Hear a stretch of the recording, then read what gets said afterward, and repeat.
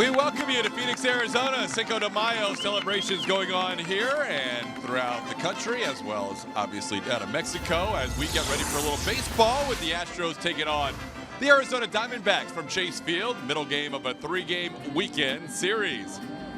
Hi, everybody. Welcome to another night of Astros baseball. I'm Todd Callis alongside Jeff Blum. And Blummer, we're probably going to watch a lot of baseball in our lifetimes, and we may not see many pitching performances better than last night. Yeah, you've been in the league for a good 19, 20 years. I've been in for now about 19, 20 years, but we've seen a lot of baseball. I've been involved on the good side of no-hitters. I've been on the bad side of no-hitters, but last night was the most dominant performance I have ever seen. And I think even A.J. Hinch, who has caught a lot of big league ball games and seen a lot of baseball in his life, agreed to that. 16 punch-outs last night for Garrett Cole, tied for second most in franchise history behind Don Wilson, who has a franchise high 18 in a game. It was remarkable what he's gone out there and done. You and I have both watched him pitch dominantly, but last night was icing on the cake. Amazing to watch. A one-hit complete game shutout, first shutout of his career. And to go along with what he's done the first half dozen games, he is in elite company. It is elite company. And Pedro Martinez and Randy Johnson, those are guys in their prime. Maybe we are seeing Garrett Cole rise into his prime. We've seen him go 200 innings, 200-plus strikeouts in his career, but I think he is well on his way this season to put up career numbers that he's never seen before. His former teammate with the Pittsburgh Pirates gets the ball tonight, and that is Charlie Morton. Charlie Morton, another fun guy to watch. If you're in that Arizona Diamondback clubhouse, you might come up with an illness because you're facing another what could be a possibly dominant right-hander in Charlie Morton. He actually throws harder than Garrett Cole. Even though we saw Garrett Cole touch 99, Charlie Morton will do it with a little more frequency. High spin rates create that breaking ball, but a lot of fun to watch him go out and work tonight after seeing what Garrett Cole did last night. Should be a good one. It'll be Charlie Morton on the mound for the Houston Astros, and he'll be opposed by Zach Greinke for the Diamondbacks. Charlie getting the ball, looking for a win in this series. The Diamondbacks haven't lost a series all season long. The bats were really good last night. In the midst of that incredible performance by Garrett Cole, the offense was performing as well.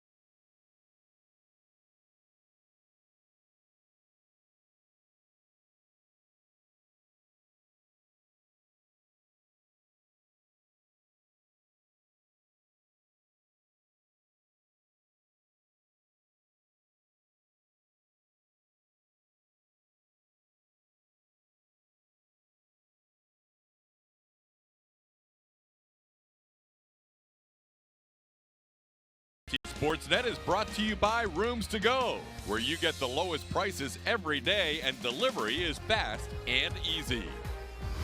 And by Arctic, overbuilt, not overpriced. Let's not forget about the offense in last night's game, as especially the top guys in the order were outstanding. Julia Morales will be by to talk about the Astros O and an 8-0 win.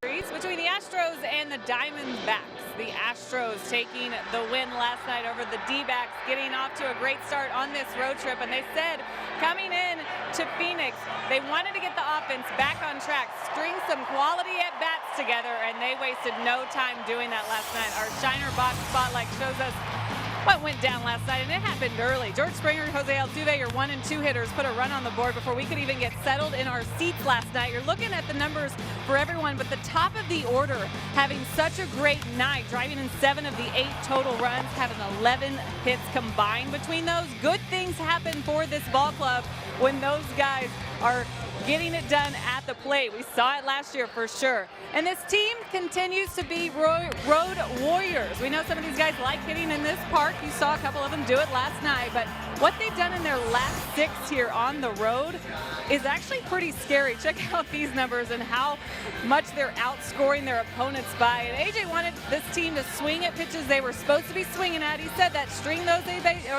good ABs together. And Blummer, I want to ask you, what did you see from this offense last night, and can they carry it over today against Zach Greinke? Appreciate it, Julia. And what I saw was a team that was on a mission and wanted to turn things around. Granted, it changed against a guy named Chris Medlin, not Luis Severino, not Tanaka. So a little bit difference in pitching styles coming at them. But I love the fact that they erased what happened back in Minute Maid Park, turned it up a notch, put the gray uniforms on, and went to town on some mistakes in the zone, which turned into a victory behind a strong pitching performance from Garrett Cole. So here's how they line things up today in the middle game of this 3-game set. It'll be at the top the same. George Springer, Jose Altuve, Carlos Correa, Yuli Gurriel, Josh Reddick in right field batting 5th, Alex Bregman in 3rd, Brian McCann behind the plate batting 7th, Marwin Gonzalez gets a start, he's in left field, and Charlie Morton will hit in this National League Stadium. Zach Greinke going for the Arizona Diamondbacks. Numbers on the season in 6 starts, 4.5 ERA, not something you're accustomed to see with Zach Greinke going out there. Back in 2009, won the American League Cy Young Award. He has lost a lot of velocity, Some of his mistakes have been getting hit hard. It'll be interesting to see how the Astros command the strike zone. Zach Greinke's a guy who can pitch. He can pitch with velocity in the past, but now he's a little more of a pitcher, using the edges and trying to set guys up for that off speed. It'll be interesting, as you said, to see how the adjustment is made. It's definitely a different guy than some of these hitters have seen in the past. And there's a ball towards the middle and through. George Springer leads off with a single to center field. Very similar to how last night's game started. Springer would end up going 3 for his first 3 and score 3 runs. It's an interesting graphic we put up last night. Highest take percentage in zone pitches in the first 2 pitches of a plate appearance. This is before they get to 2 strikes. And the Astros are 6th on this list as far as taking pitches in the zone. I think what we saw last night was a little more accustomed to what we saw last night, which was a selective aggressiveness in the zone. Because when they get to that 0-2, 1-2, 2-2 counts, they have the 2nd highest chase rate behind the Detroit Tigers, and that's not a position you want to see such good hitters in. Here's Jose Altuve. Altuve playing his final game as a 27-year-old. He'll have a birthday tomorrow here in Phoenix. Road numbers continue to be very good for Altuve. Last night he hit the ball very hard, including the 2 times he was retired, lined out to left and lined out to short.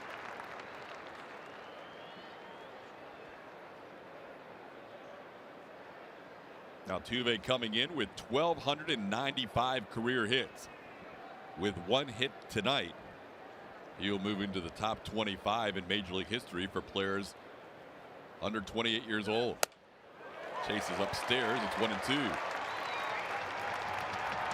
That's going to be the high end of where Greinke's velocity is, right around 90 now. Used to be a 92, 93, 94 guy. It's really amazing to see that little bit of a drop off in that velocity.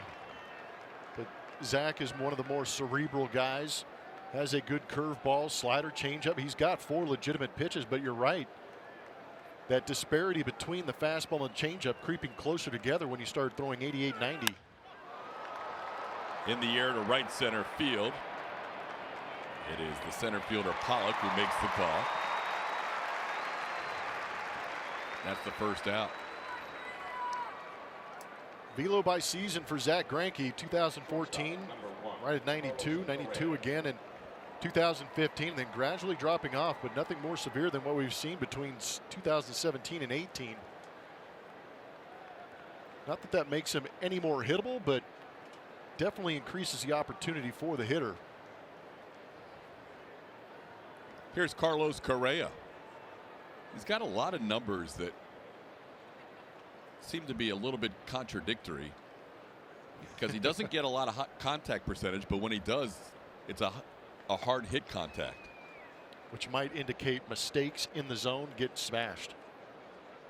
Right now he's looking at a good strikeout to walk ratio, 42 strikeouts and 4 walks. And those 42 strikeouts on the season, the last start he had against the Los Angeles Dodgers was the first time he got to double digits in punchouts. That's become a regular feature of this Astros pitching staff, especially Garrett Cole. Cole with 5 out of 7 games as an Astro with 11 or more strikeouts, including 16 last night.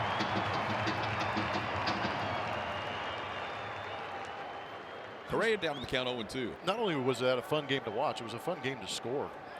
The scorecard was probably the best it's ever looked in my entire scoring career. Pretty clean. Yeah, it was awesome. A lot of K's on that scorecard. And he didn't have any in the first or the ninth. They were all bunched up from the 2nd through the 8th inning. Correa goes down swinging. First strikeout for Zach Greinke, 2 outs in the inning.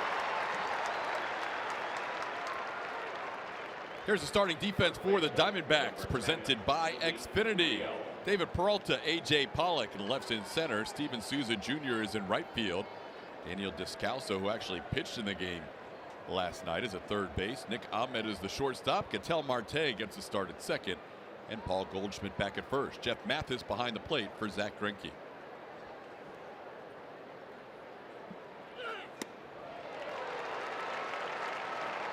He only had himself a game last night. 2nd time in his career he had 4 hits in a game.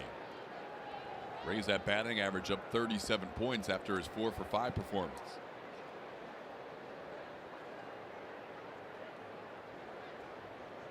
Three singles and a double, knocked in 3 runs.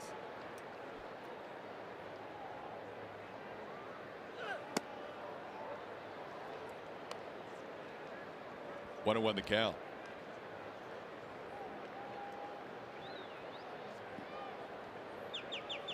Greinke, 34 years old. Throwing that changeup more this year than he has at any point in his career. Plummer was mentioning the separation not being a great variety or variation. The fastball at 89 and the changeup at 85, 7, 86. That's a lot shorter in between the fastball and the changeup than most pitchers. Well, he punched out Carlos Correa with that changeup, but the first pitch was a fastball at 90 miles an hour. That changeup that he struck him out on, 87. There's your 3 miles. Yep. He has good depth on that changeup. And the splits have changed a little bit. That last time out against the Dodgers, it was 35 fastballs, 33 changeups, 12 curveballs, 10 sliders. And StatCast, according to StatCast, 2 eephus pitches. Really? Yeah, I'm kind of curious to see if any of those pop into this game. They came in at 66 miles an hour. Yuli pops one foul beyond the Astros dugout and out of play. A good number of Astros fans in attendance here in Phoenix. We enjoyed last night's contest. That was fun to watch from a lot of different perspectives. The offense got going early and the rest was up to Garrett Cole, and he delivered a masterpiece. Yeah, that was worth the price of the plane ticket if you were out here watching that game.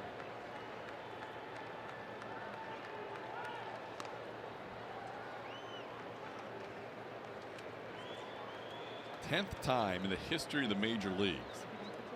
1 hit or fewer in a shutout with 16 or more strikeouts. Max Scherzer, the last to do that in 2015. On the ground towards third, Descalso will make the play across. And after a leadoff hit by George Springer, he is left on base, and we head to the bottom half of the first. The D-backs versus National Series.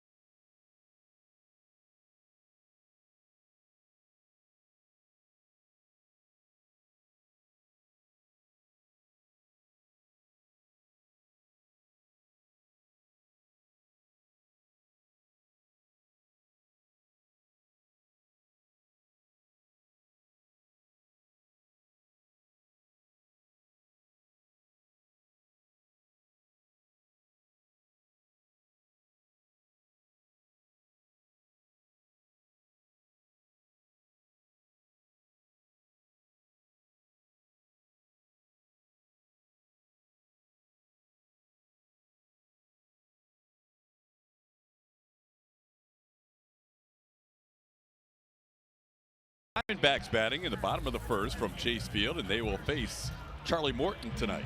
Charlie Morton was very good last time out for the Houston Astros back at home.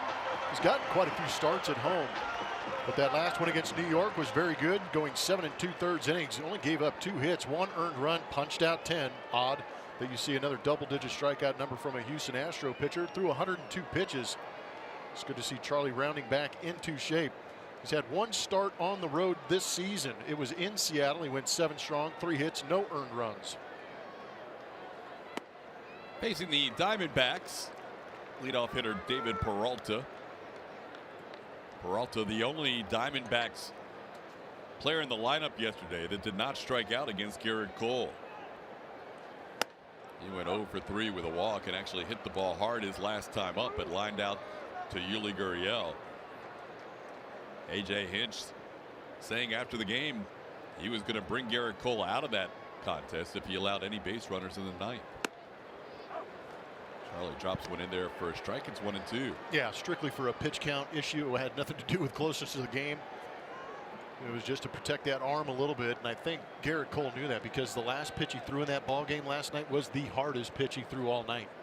And all season. Yeah, you're right. 99.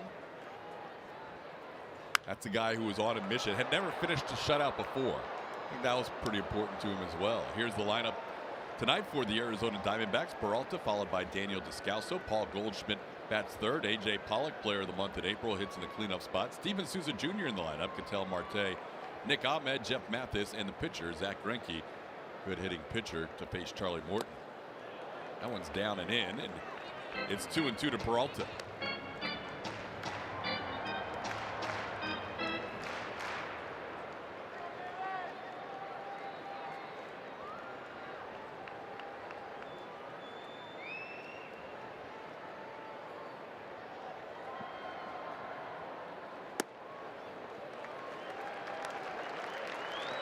Count 3-2.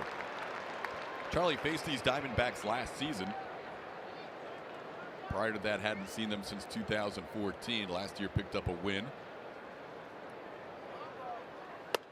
And he loses the leadoff batter, David Peralta. He draws a walk to start this bottom of the first.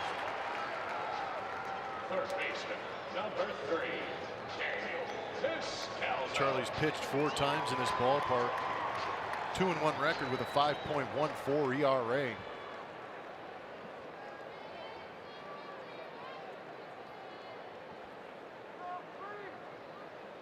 It's strange how his career numbers have, or his career starts have gone against Arizona in terms of where they've been. He's pitched here his first 4 starts, and then his last 3 it's been pitching as the home pitcher. 13-14 with the Pirates, and last year at Minute Maid Park with the Astros. 1-0 the count to Descalso. So after getting ahead of Peralta 1-2, he walked him, and now he's behind the number 2 hitter.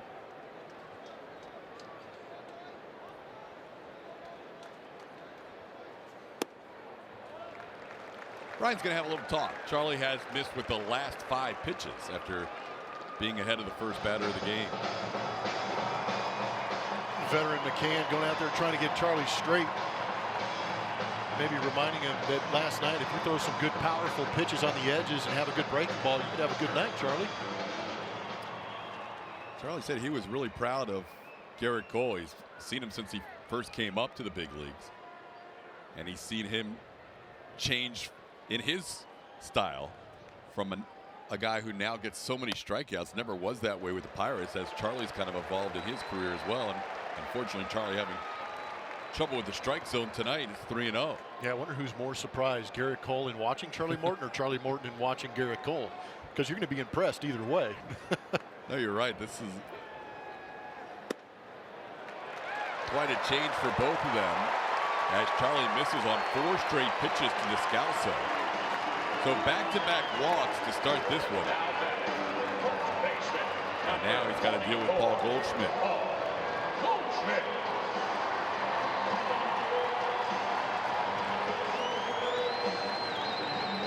In that start against the Yankees, Charlie did not allow a hit. First time through the lineup. Didn't walk one batter, Gleyber Torres, but got a double play after that. First hit he allowed was 1 out into the 6th. He had walked a couple, though, at that point. But today he's missed the zone rather consistently. That is now 8 in a row outside of the strike zone.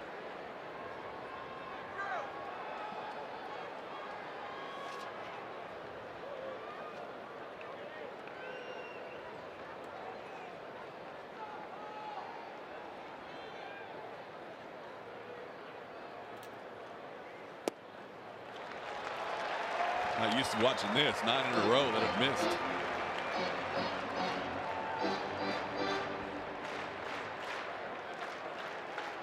When we've seen Charlie struggle, it has been with the command, usually later in games, though, not this early. There's a strike. I mentioned his numbers at Chase Field. He has not pitched here in almost 7 years. Even that one was just barely on the edge. September 20th of 2011, the last time Morton pitched on this mound. Sometimes there's a little bit of an adjustment factor on a new mound, but whatever it is, Charlie has not found that zone with any consistency.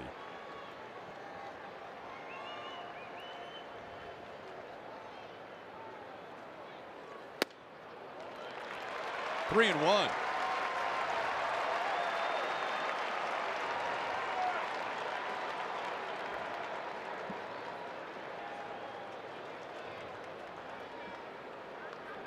The second road start of the year for Charlie. 5 of his previous 6 have all come at Minute Maid Park.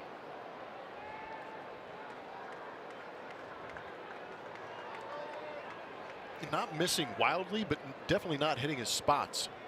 See Brian McCann reaching across the plate on a couple of pitches. You see McCann setting up right in the middle of the plate, and this one catches the plate. 3-2. At the knees, Goldschmidt thought it may have been a little low.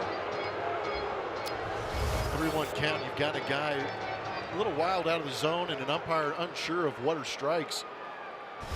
So benefit of the call right there. Paul Goldschmidt has pretty good command of the strike zone. And usually you don't get the edges when you're spraying the pitches around a little bit. Let's look at an umpire with an itchy arm. Ball 4. Bases are loaded. All walks.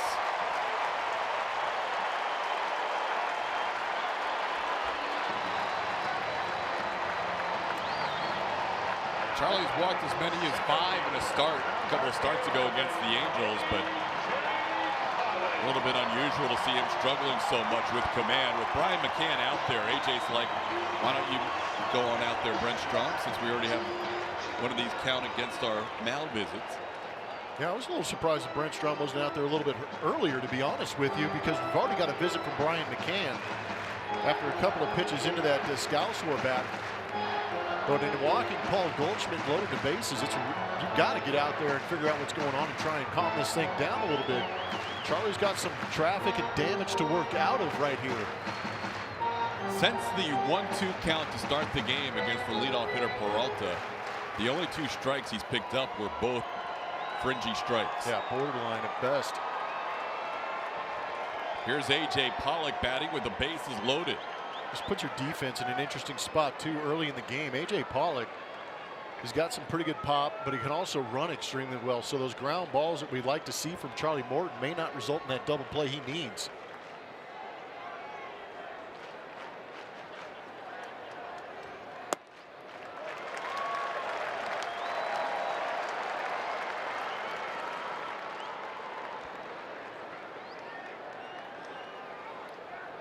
Pollock leading the team in home runs, runs batted in.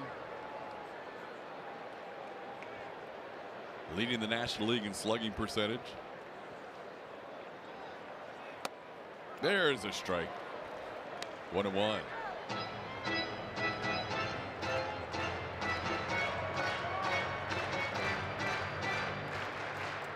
D-back on every base. David Peralta, Daniel Descalso, and Paul Goldschmidt. Wearing their Los D-backs jerseys today on Cinco de Mayo.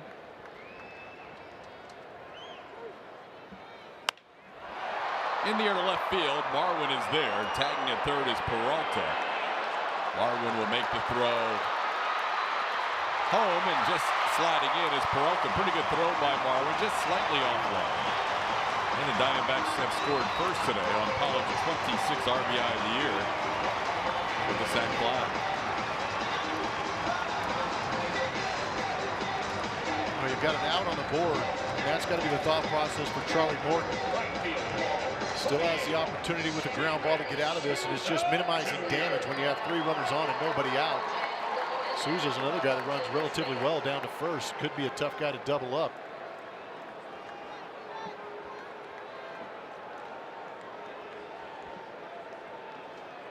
Here is Steven Souza Jr., just his second game with the Diamondbacks.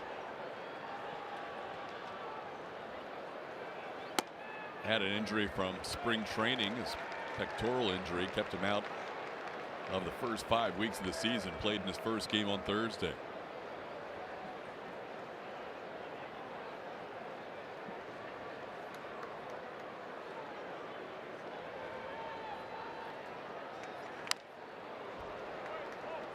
One and one the count.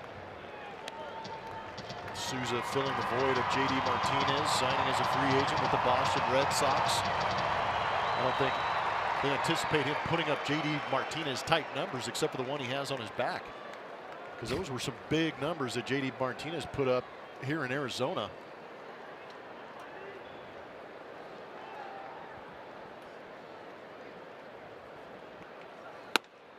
There's a strike. It's 1-2. Souza is coming off a career season last year with Tampa Bay. But you're right, J.D. Martinez, a little different stratosphere in terms of the numbers he's put up. Yeah, it was amazing. Diamondbacks acquiring Souza in a 3-team trade. Yankees and the Rays, along with the Diamondbacks. Fastball upstairs at 96. It's 2-2. Usually you can watch where the catcher is set up and where the pitch ends up early in the game to see how the command is, and so far it's fair to say it's been a bit sporadic.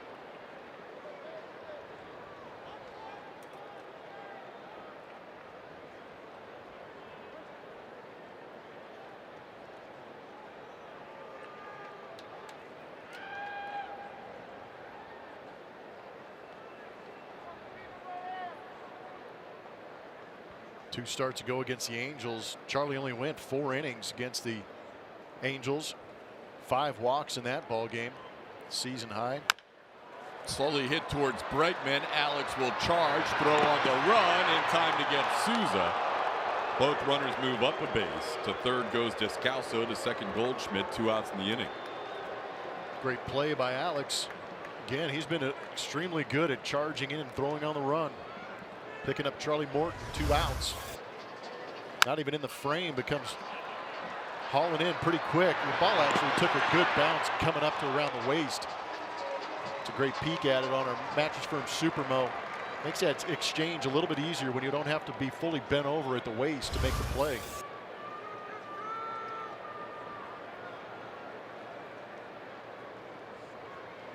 Here's Ketel Marte. He had the night off last night.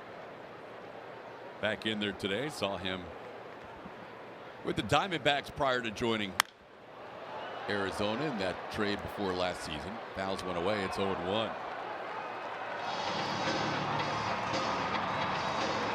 Well, 2 runners on, 2 outs after walking the bases loaded. If Charlie can get out of this with just 1 run, he'll feel like he escaped.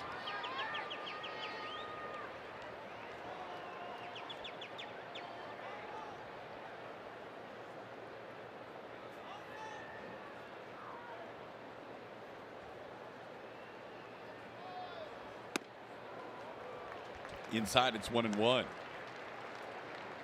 Marte had hitting .224 on the year, 175 as a left-hand hitter.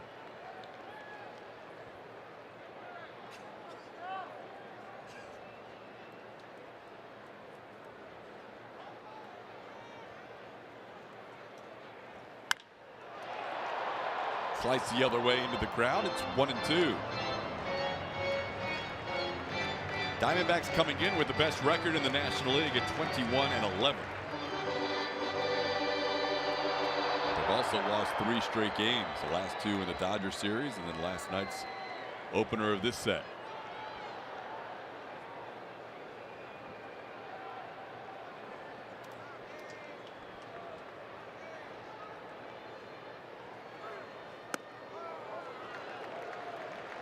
Two and 2 the count. Leading the NL West by 3.5 games over the Rockies.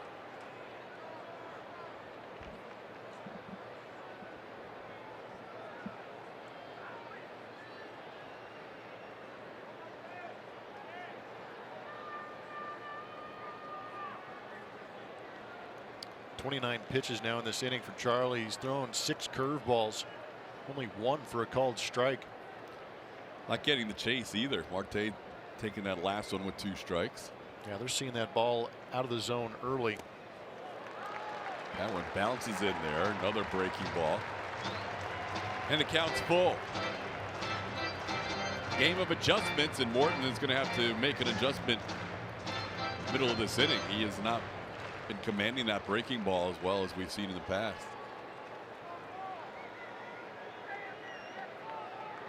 For that matter, the fastball location hasn't been his best either. See if he can get Marte here. 3-2. Inside, ball 4. He has walked 4 batters in this inning.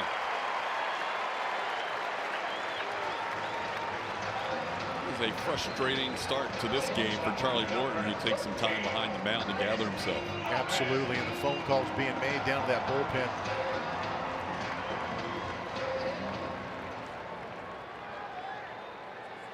I would think the long man, Colin McHugh, might be the first one to warm up. Rarely do you see bullpen action without a hit being allowed, but Charlie just hasn't been able to find the zone tonight. There's Colin McHugh beginning to loosen up. That one sweeps away for a ball. It's 1-0 to Nick Ahmed. I think frustration is officially set in for Charlie Morton. He does not look comfortable out there at all. 22 fastballs, 5 of them have been called to strike. It's one of those nights where nothing's working. I mean, McCann's setting up middle. This ball is fouled out of play. It's 1-1. And Brian's not trying to, he's not trying to go inside, outside, up, down. He is just trying to get him somewhere on the plate. And when he sets up, he's in the middle of that zone, just asking Charlie to throw a strike.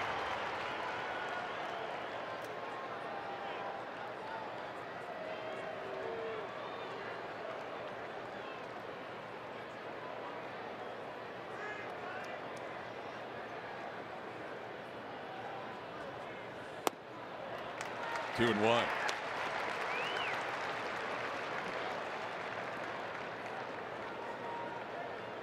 Third base, Descalso. Second base, Goldschmidt. First base, Marte. All reaching via the walk, as did David Peralta, who's already scored. On the ground towards short, Correa will flip to Altuve, and that'll do it. 4 walks in the inning for Charlie Morton, and he escapes with just 1 run allowed. We head to the second, 1-0. 97 FM Heritage Sports Station is your official.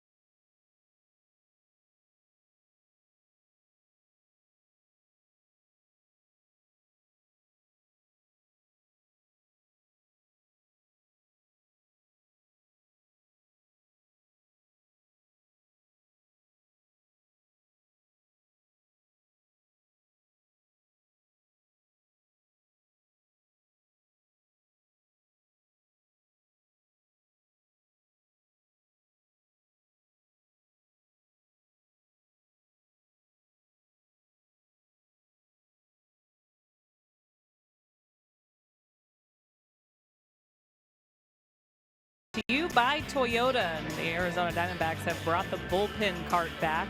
No one's forced to use them. It's used to bring relievers into the game, but Brent Strom, the pitching coach for the Astros, thought this would be a great opportunity to take up the D-backs on a free ride from the bullpen to the Astros dugout. I love AJ's reaction right here. He's just watching. Shaking his head. Straume was told that he might be filmed doing this, so I love his little ball toss at the end to kind of put an exclamation point on his arrival. But that's a real thing, guys. I was excited to get to Arizona just to see if anyone was using it. No one's really using it but Straume. And I should say Javier Bracamonte was on the back. He actually wrote it down and then turned it around, went back to the bullpen. So not even really sure why it was on there, but joyride. He took the round trip. Yeah. I'm going to go out on a limb and say after that first inning, Straume doesn't ride that in tomorrow. Good point. Josh Reddick in the right field. Souza Jr. makes the play. As cool as that thing is, I would like to take that back to the hotel. That'd be nice. So Julia's saying that they have bullpen cards, but they're not really being used. No. Are they scared? Maybe. So Straume wrote in on that yesterday. Oh. Before Garrett Cole's performance. So he's one. Let's not okay. count the. Yeah, let's keep the bullpen card out of this. Strong push for the bullpen card, Julia. I love it. It is awesome. Sounds like a possible hit in the future. Yeah, they've got one down in the Diamondbacks bullpen. They've got one in the Astros bullpen. Real opportunities. We didn't have a chance to see it last night out of the Astros bullpen. Garrett Cole hogging all the mound time. And then in the second pitching change for the Diamondbacks, they already had their pitcher on the field. Descalso didn't throw a warm-up pitch. He just moved over from third base. Alex Bregman down on the count 0-2 to Zach Greinke. Greinke has missed with 4 pitches tonight. 15 strikes, 4 balls. Charlie Morton has walked 4 in this game. Already the Diamondbacks with more base runners in the first inning. Twice as many as they had all game last night. Alex fouls one out of play. That's an interesting number. Wow. Just added dominance to what Garrett Cole did last night. Even if it was one of the worst teams in baseball who were near the bottom in offensive categories, it would still be impressive. But he did that against the best team in the National League record-wise. Yep. They beat the best team in the National League in November last year, too. There you go. 1-2 the count. And the best team in the National League last year is not off to a great start in 2018. Ooh, man, injuries. Yeah, bullpen, a little shaky. Hence the reason that the Diamondbacks have gotten off to that electric start in the West. Although they have won 3 in a row, the 2 here in Arizona, and then they won last night in spectacular fashion in Mexico. Up the middle, Bregman bidding for a hit, and he has one. Both of the Astros hits are singles to center. Springer and now Bregman. MLB At Bat is your #1 Astros app. Customize your experience to catch every moment this season and get Astros home screen icons and features such as MLB.TV Game of the Day, pitch tracking, in-game highlights, live radio broadcasts, stats, news, and more. Download MLB At Bat today. Here's Brian McCann.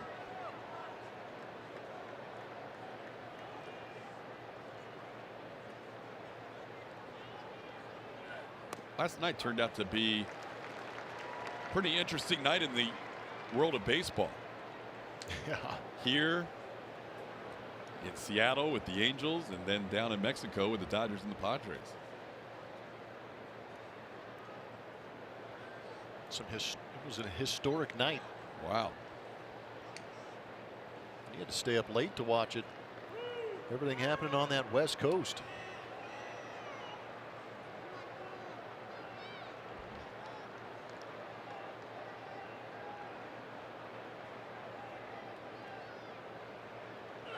When the discussion came around today as to the most dominant start, a lot of people were comparing Garrett Cole's 1-hit 16 strikeout to the most recent no-hitter for the Astros, Mike Fiers.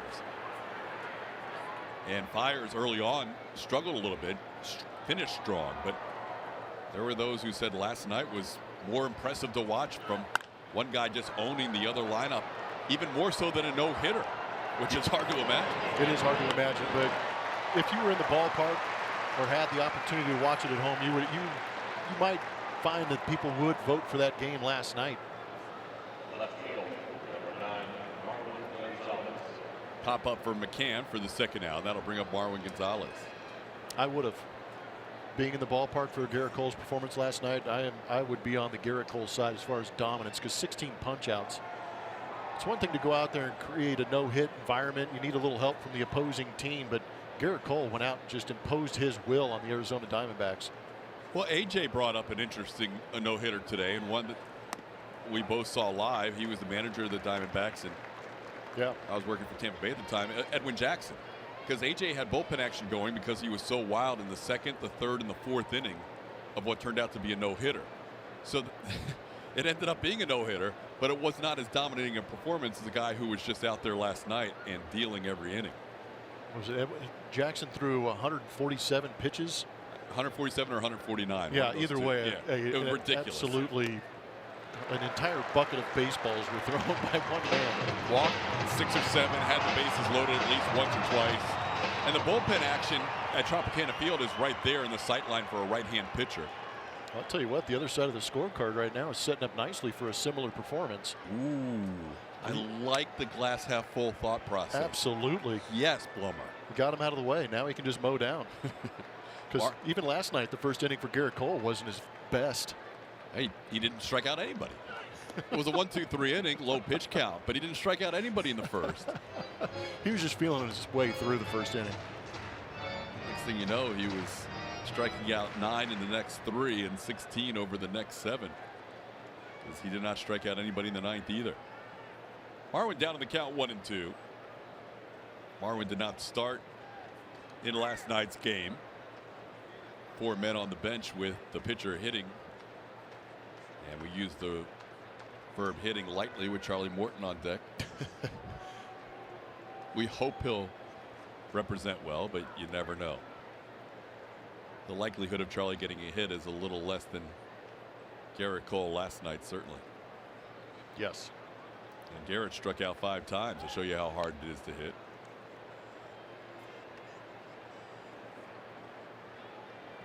Garrett was involved in 21 strikeouts last night. Yeah, he was playing some speed up rules, making outs at an alarming rate.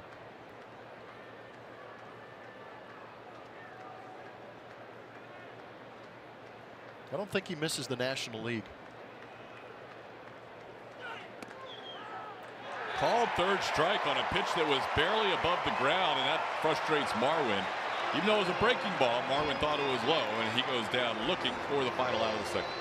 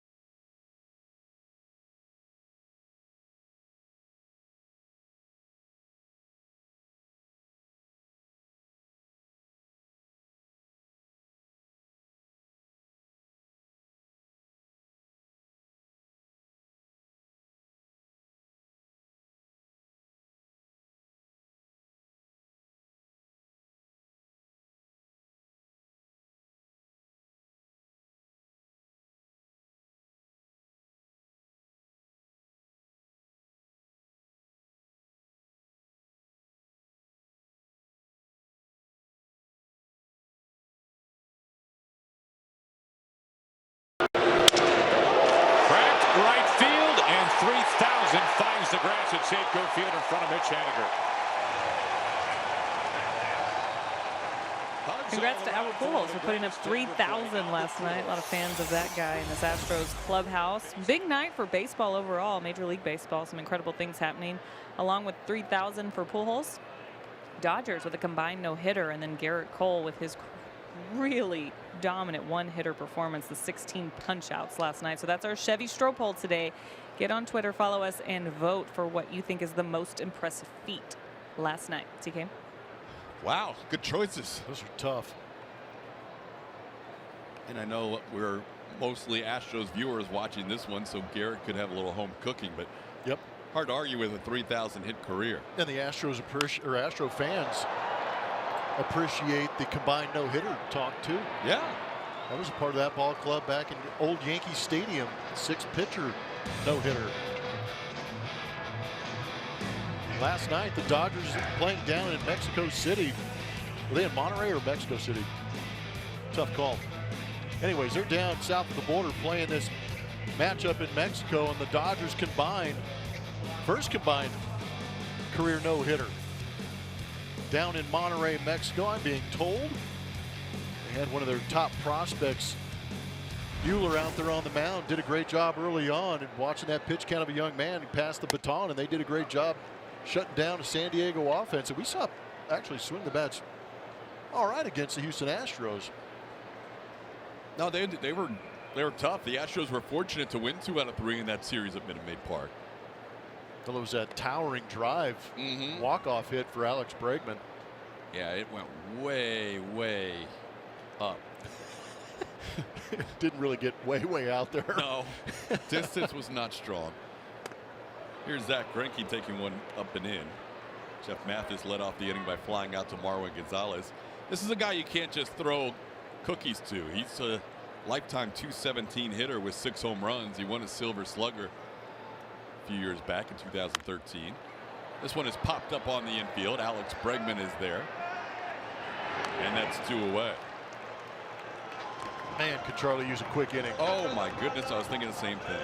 And he's throwing strikes, even though he missed with that second pitch to Greinke. He threw a strike to Mathis, and then 2 out of 3 to Zach Greinke. But if he can put the wheels back on, then we can look back and say, remember when Colin McHugh was warming up in the first? Because it could be one of those nights where if he can figure it out, he could turn this thing around. And only allowing 1 in the first was huge. It was amazing, yeah.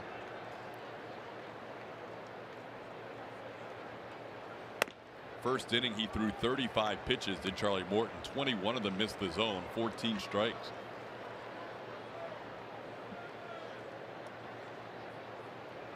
Peralta walked and scored the game's only run.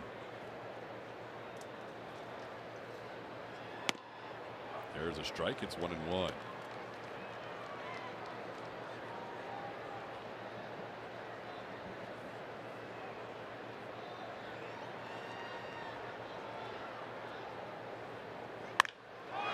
Ball's hit very well to right field. Reddick looking up, and this one is over the pool. And now bounces back into the pool area. David Peralta, home run number 6 as he crushes one to right. 2-0 Diamondbacks. We haven't seen too many curveballs where Charlie Morton wants them, and I don't think this is where he wanted it. Left-handed hitters like that down and in spot. They make it look so smooth and silky, and that's exactly where it was, down and in.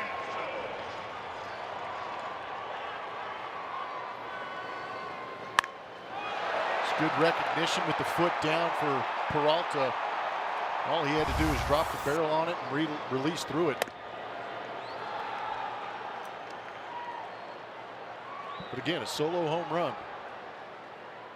First hit of the game for the Diamondbacks.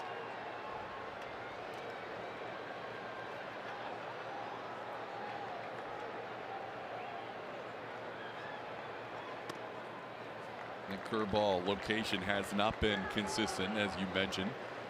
Charlie's been fighting that from the start of this game. It's 2-0. We finally had a 100% hit probability there, Blummer. Gosh, it's amazing how hard you have to work to get that. 108.2 off the bat. Estimated distance 440.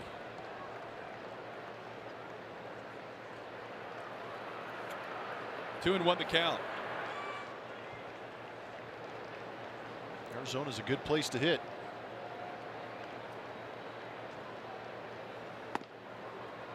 Outside 3-1. Scalzo walked on 4 pitches his first time up.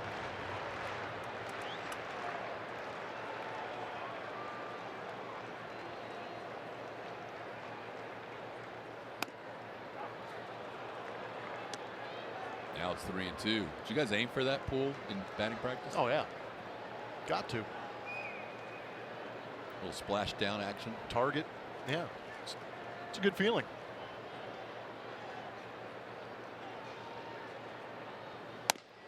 Charlie comes back to strike out Descalso to end the inning. Solo home run makes it 2-0. We're through 2.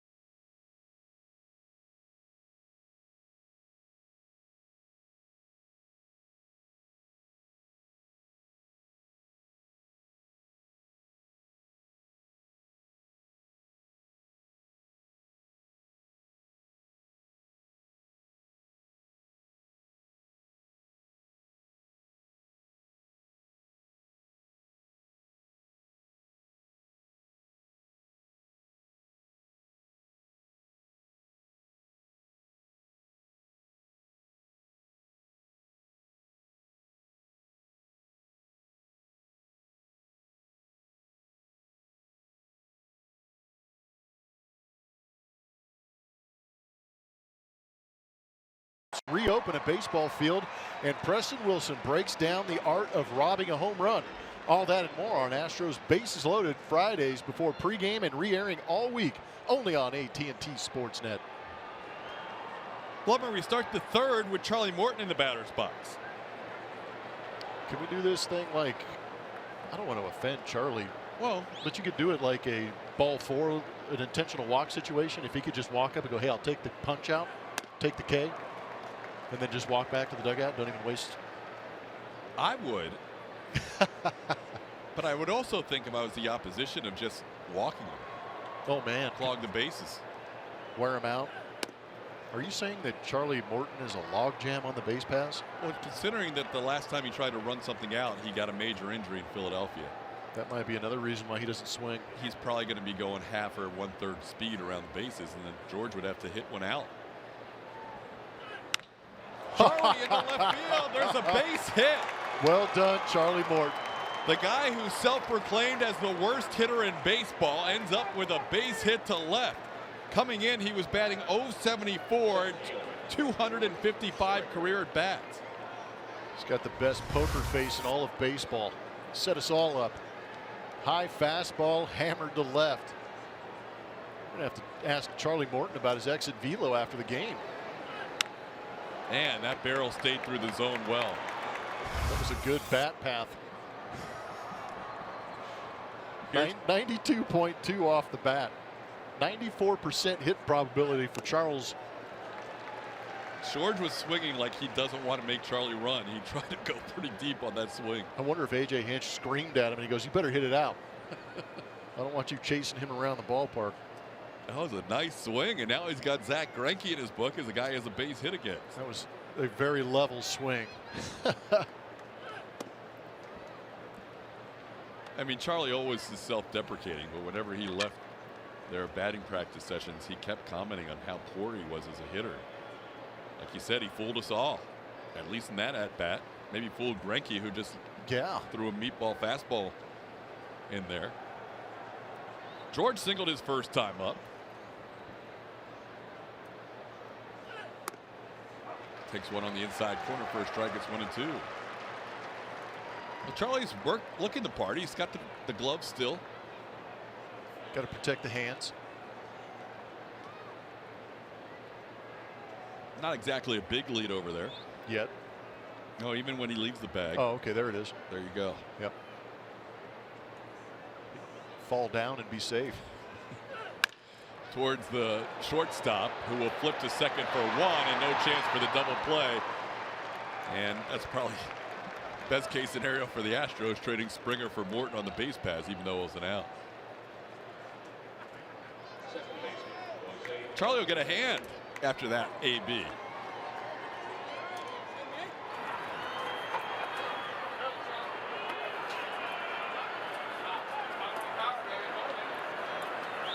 It's been an interesting night for Charlie so far here early in this ball game. He has as many hits as a batter as he's allowed as a pitcher. And it's 2-0 the wrong way right now. Got as many hits as the Diamondbacks got last night. There you go. Here's Altuve. Jose flying to center his first time. Takes one in the dirt.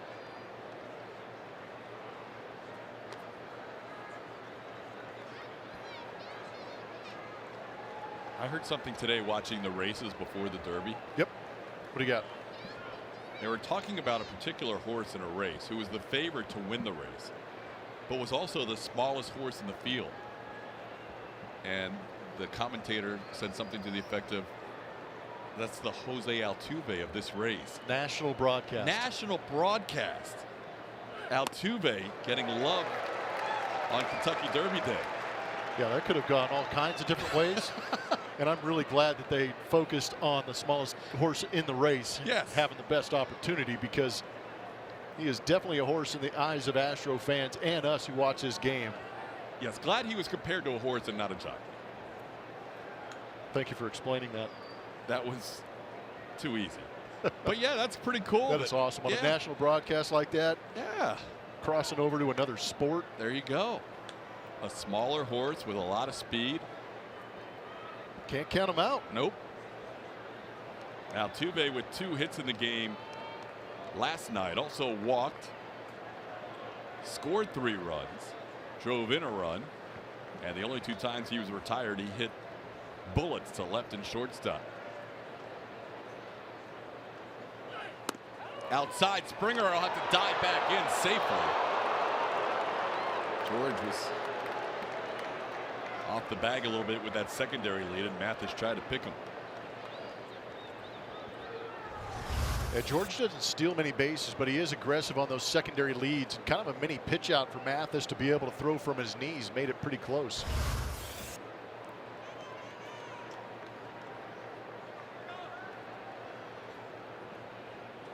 Altuve with a 2-1 count.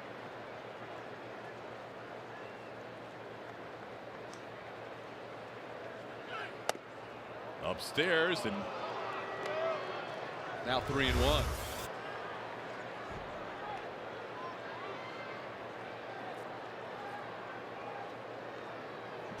Another fundamental for kids watching at home.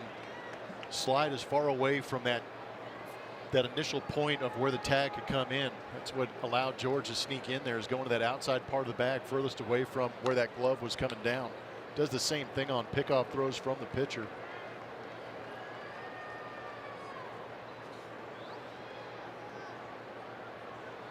Altuve has good numbers against Greinke. Even with that fly out his first time up, 9 for 22 with a home run. Inside, ball 4. Greinke wanted the call from Mike DeMuro. Instead, it's a walk for Altuve, and the Astros have 2 runners on with 1 out, and their RBI leader coming to the plate. That was not a bad pitch.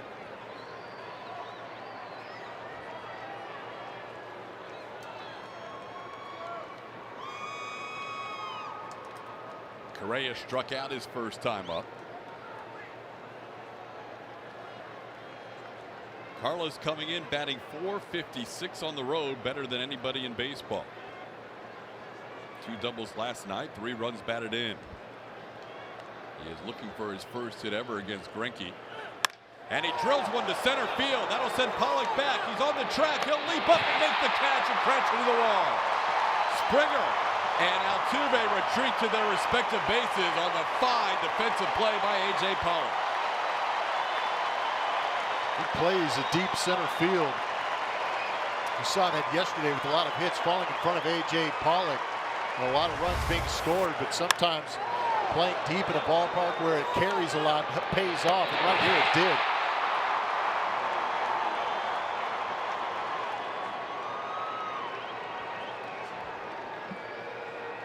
Carlos hit that ball harder than David Peralta hit his home run. Man, that ball was smoked. The trajectory, that launch angle.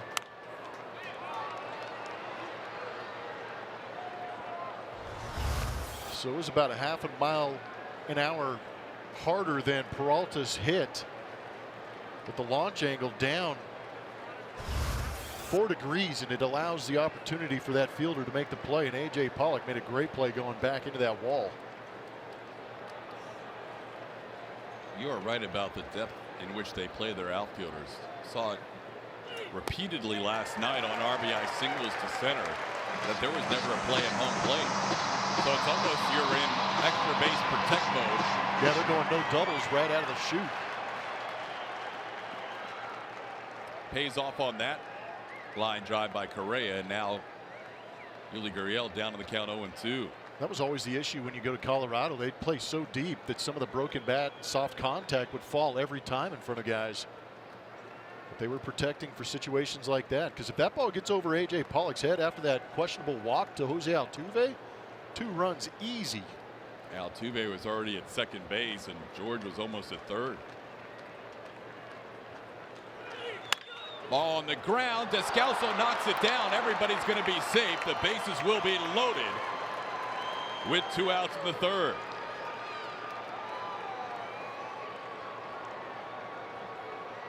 Base hit given to Yuli Gurriel. He's now 5 for 7 in this series. That was a mistake up in the zone. Changeup. We've seen some good changeups, and it seems that Greinke is going to that pitch, but at third base here, this is a fast infield too. Descalso almost came up with a miraculous pick. That ball was hit hard also. Josh Reddick, last time he hit a home run was in Chicago, a day he hit a grand slam. Followed that up with a solo home run. Reddick has a chance to match the Astros record for grand slams in one season. He has 2. George Springer once hit 3. Reddick flied out to right his first time up. Yuli's ground ball was 105 miles an hour off the bat. That pitch catches the corner 1-1. So it's kind of following what we saw in the numbers leading into this Greinke start, is that there's not a ton of contact, but the contact has been rather hard. Yeah, he's done a good job of avoiding bats, but like you said, that hard contact, when the pitch gets up and out over the plate, he seems to be getting hit pretty hard.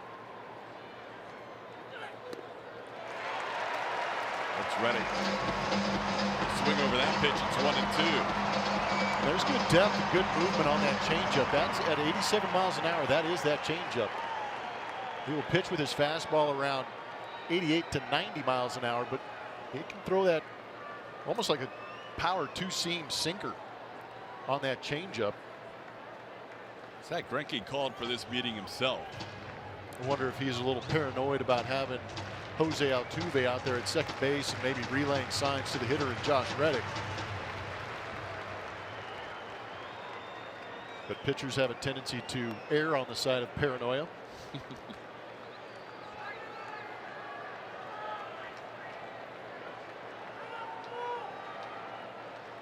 Astros down 2-0. Bases filled. And 2 outs in the third. Which misses. It's 2-2. Reddick in 2 different games this year has a grand slam and a solo home run.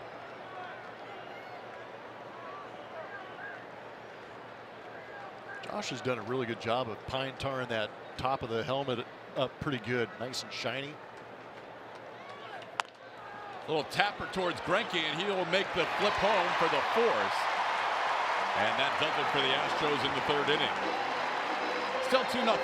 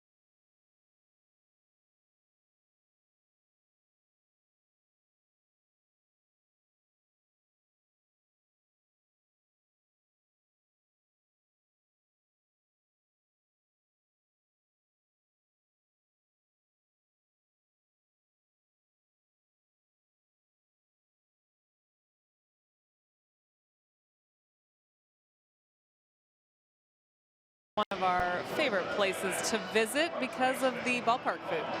If you've watched us, you know that we like to enjoy some ballpark food. Well, they have a new item this year. It's called the asada dog. I had no idea what I was getting myself into when I heard I was receiving one of these during the game. Look at this large dog. It's large enough for 4 scoops of guacamole. That's how big this is. That is unbelievable. Give you an idea how strong Julia is. Well, she's holding I'm that thing struggling. up with one arm. I'm struggling to hold it up with my left arm. Oh my biceps kind of quivering right now. It's that ginormous. Is gigantic. Mm-hmm. That's ridiculous. Does that thing come with a disclaimer or some kind of insurance waiver you got to sign before you buy it? It should, but this is perfect for Cinco de Mayo. I'll tell you that. Absolutely. Are you going to power into that? I need some chips, and yeah, I'm ready to go. All right. So Julia's going to be Good luck with occupied that. for a few innings. There's fries on this too. I just noticed that. They're fries? Yeah. Oh my! I'm just going to dig in You're and just find all finding kinds of different surprises. food items. Yeah, seriously. Keep digging. That's crazy. That is crazy. Okay, my arm's tired. I gotta set this down. Bottom half of the third inning, Paul Goldschmidt leading off with a 2-1 count. We may not hear from Julia for a couple of innings. 2-1 pitch is grounded towards third and foul. Goldschmidt walked his first time up. Oh my! How do you even start to? Well, you get down on one end, and you just kind of choose. You know, you go with the guacamole first, and then you dig into the salsa. I don't know. Can you see my arm shaking trying to hold this up? They gave me 4 forks thinking that this was going to be for 4 people. You're pretty close to the dugout. Yeah, I was going to say there might be a couple of guys in there that help you out. 3-2 the count to Goldschmidt. It'll be Goldschmidt, A.J. Pollock, and Steven Souza Jr. to lead things off in this inning. On the ground, Bregman makes the play to get Goldschmidt for out number 1. It's been an interesting night so far for Charlie Morton. 4 walks in the first inning, and he allowed a run, and then a solo home run in the second inning, and he allowed a run. A night after Garrett Cole struck out 16 to tie for the second most in franchise history. Charlie has struck out 1 so far. That's on the heels of a 10 strikeout performance in his last outing. Pollock with a sacrifice fly his first time up. And he sends one high into center field that is playable. George Springer is there for out number 2.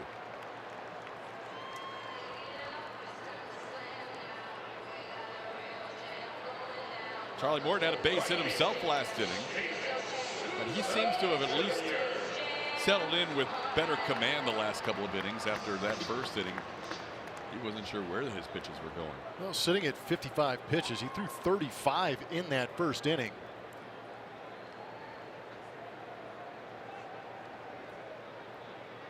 Could have only walked 2 guys since then and shown better command.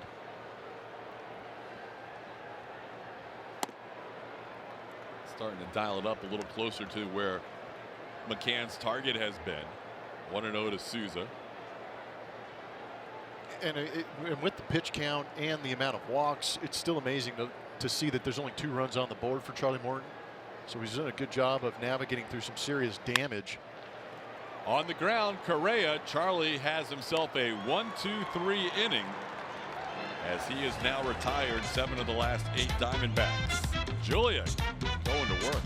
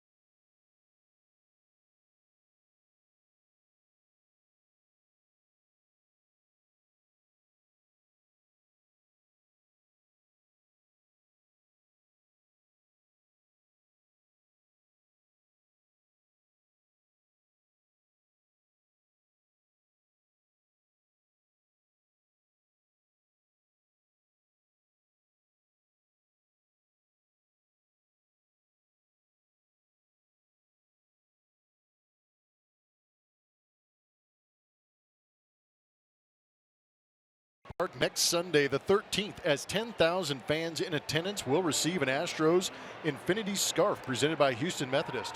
For more information and tickets, visit astros.com/promotions.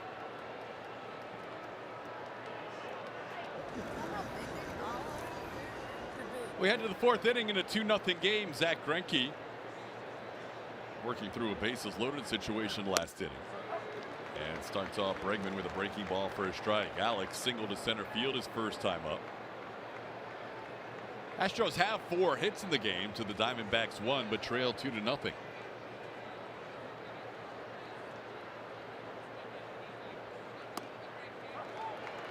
down to the count 0-2.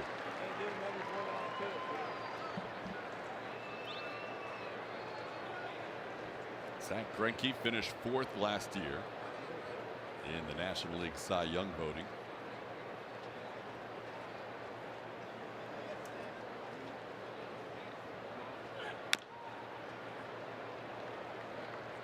Alex chops one foul. Bregman followed by Brian McCann and Marwin Gonzalez in this inning. And if any of them reach base, the smooth hitting Charlie Morton will bat forward.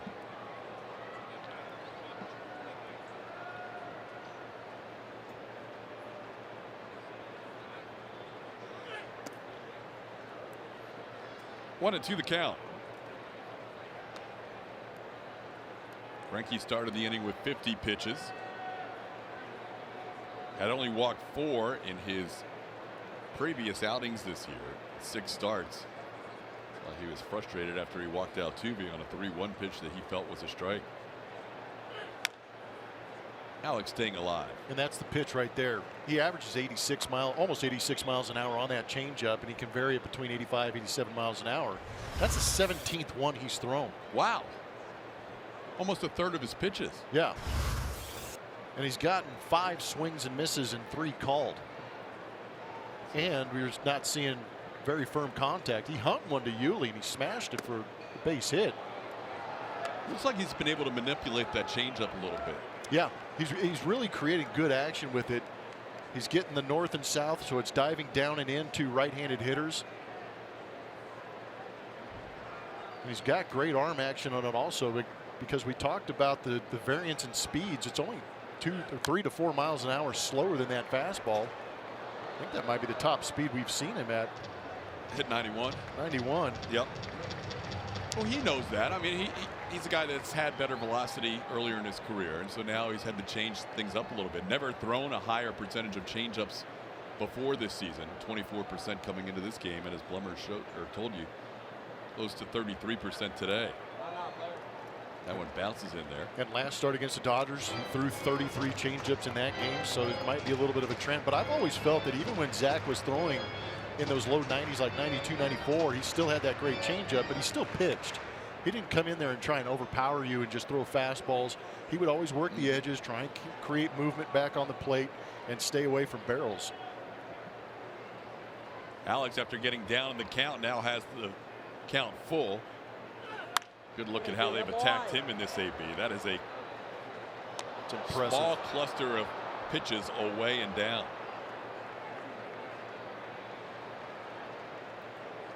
Nobody has chased at a lower percentage this year than Alex Bregman on this Astros team. And in doing so, he has the team lead in walks with 21.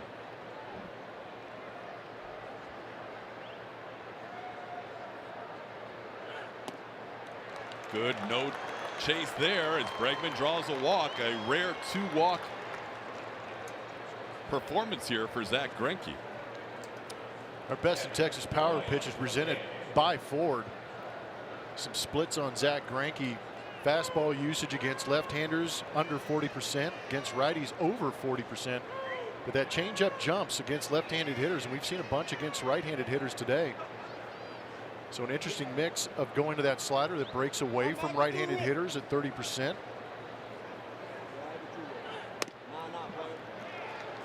Here's a strike to McCann. First time all year that Greinke has walked 2 or more in a start. 0-1 to McCann with Bregman drawing the leadoff walk. Astros have had the leadoff runner on in 3 of the 4 innings today. Greinke's been working a lot out of the stretch. One bounces in there, covered up by Mathis. It's 1-1.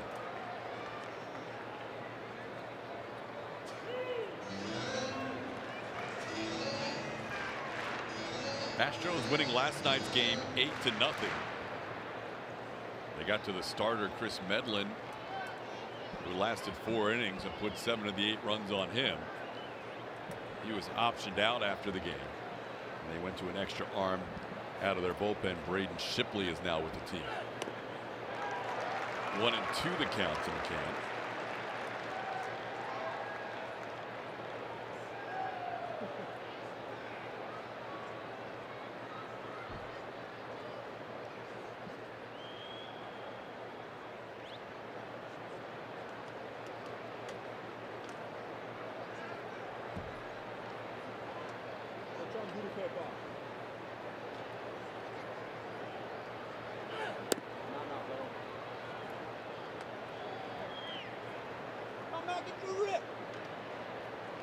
Sure he's going to give Brian McCann a fastball to hit. Doesn't look like it, does it? No. Changeup's down, curveball's down. I'd like to see a mistake fastball up and away. Another changeup. Yep, good pitch. Changeup at 87. We mentioned not much of a difference from the changeup to the fastball in terms of MPH. The velocity at 87 on the changeup strikes out McCann. And the great depth. You see him turn that hand over and really create that almost screwball effect to that changeup. Here's Marwin Gonzalez. He struck out looking his first time up.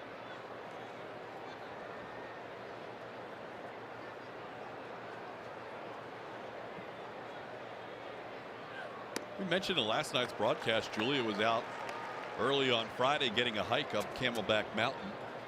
That's kind of her MO, always getting her workouts in, but it's kind of going by the boards today. Yeah, she's playing for the tie. For sure. That's why I run so much, so I can eat the ballpark food. How is that? Pretty good. I'm Yeah? glad I'm not on camera. There's probably food all in my teeth. How do you attack that? With a fork and a knife. And which part did you go after? Did you go guacamole first? Yes, absolutely. Nice. Just That's missing like a those chips. suitcase. You literally handed off a I piece did. of luggage I'm right sharing. I'm sharing. Sharing is caring. So is that heading to the booth? And there's no way I can. There's no way I can eat. Did you hear all the of that. hope in Todd's voice? No, I actually. That is a small piece of luggage she just handed off. Yeah. That's what Devo's carrying off the mound when he punches a guy out. Nice. We need to Got to bow up to get that thing off the field. 1-1 the count to Marwin.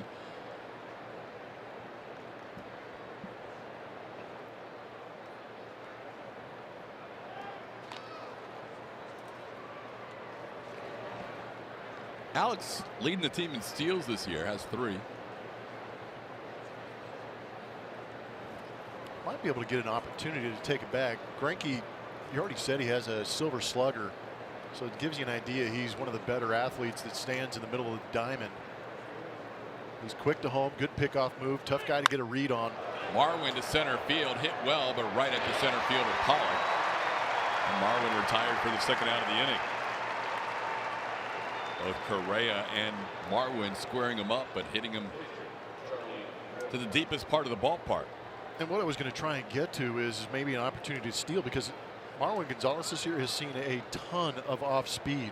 And if you could pick that breaking ball to run on, it's tough for the catcher to catch and throw that pitch. It takes a little bit longer to get to home plate, just as if you're trying to create openings in the infield. Oh, Charlie singled to left field his first time up. Charlie Morton batting. And he's hitting on the even 1,000. Keep it up. His OPS 2,000. And see, that's what happens when you hit the fastball last Yeah, time. they start to pitch to the numbers.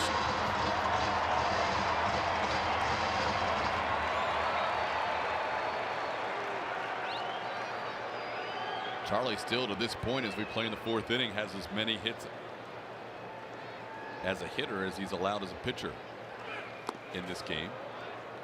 Laid off that pitch, it's 1-2. Coming in at 0.74 lifetime average, nobody was expecting much. Charlie fooled us all.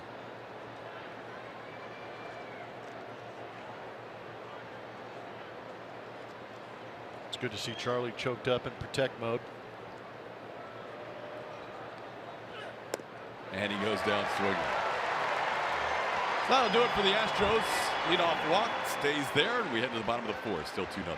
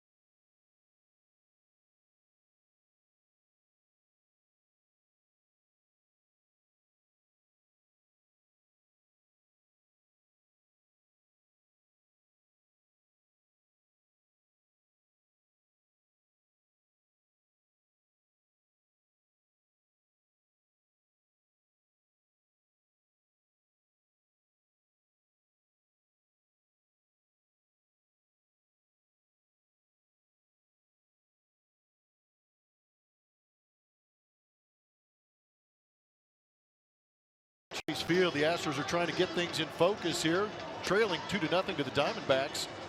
League leaders are presented by Houston Methodist.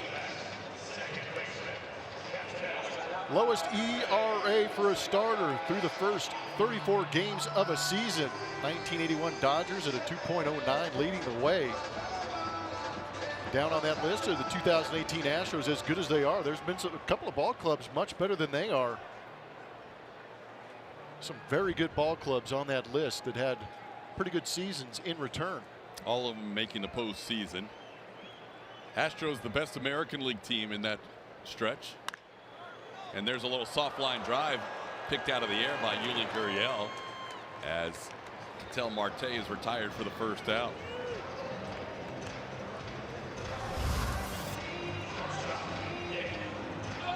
Chopper off the plate. Yeah, that thing took a funky hop, didn't it?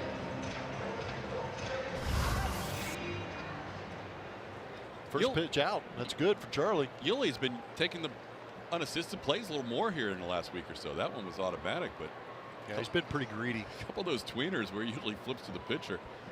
No need for Charlie to have to celebrate. I think it was the Justin Verlander play. What Justin gave him that look like, what? Like, I'm not going all the way over there. You take it. You are right next to the bag. Yes. Yeah, Justin Verlander's deep enough in his career and has nice enough contracts to say, hey, I don't need the arbitration numbers. Yep. You could very easily make the play yourself. Thank you. Yep. And then we've seen Yuli making almost all the plays himself. Here's Nick Ahmed. Fouls one out of play. I played a reasonable amount of first base, and I always tried to get to the bag just so the pitcher didn't have to run.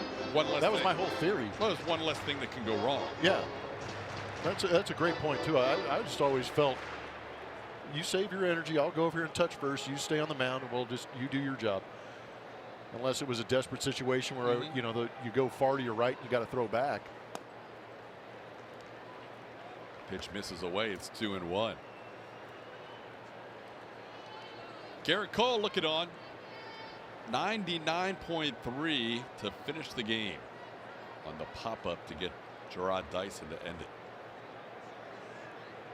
That was a guy who could sense the finish line was close. Towards Bregman, 2 hops. 2 away.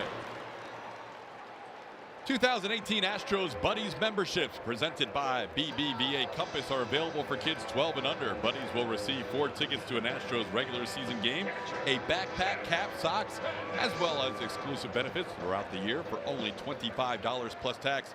Visit astros.com/buddies today to sign up. Jeff Mathis, the catcher, bats with 2 outs and the base is empty.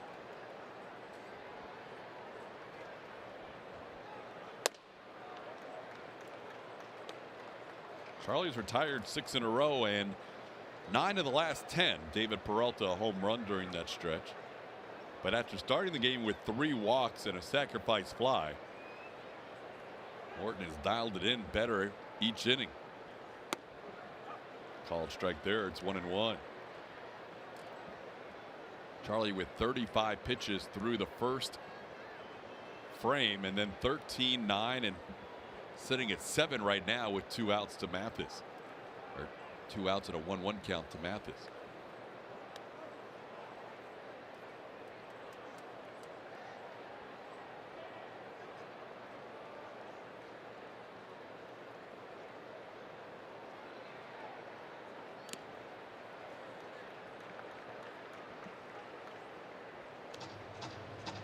Mathis catching today. Coming in batting .212, .313 in his last 6 games.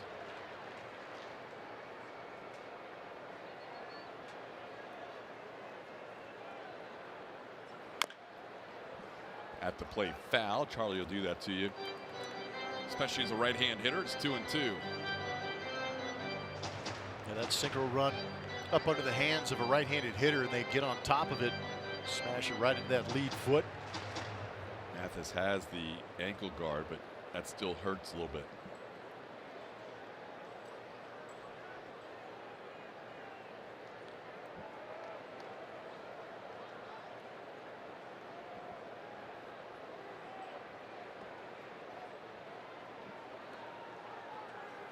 Swing and a miss at the high fastball. Charlie Morton ends up with a strikeout. Just the second on the game for Morton. But a 1-2-3-4th, and he's sent down 7 straight. Fans, if you are celebrating your birthday here at Chase Field, the Arizona Diamondbacks.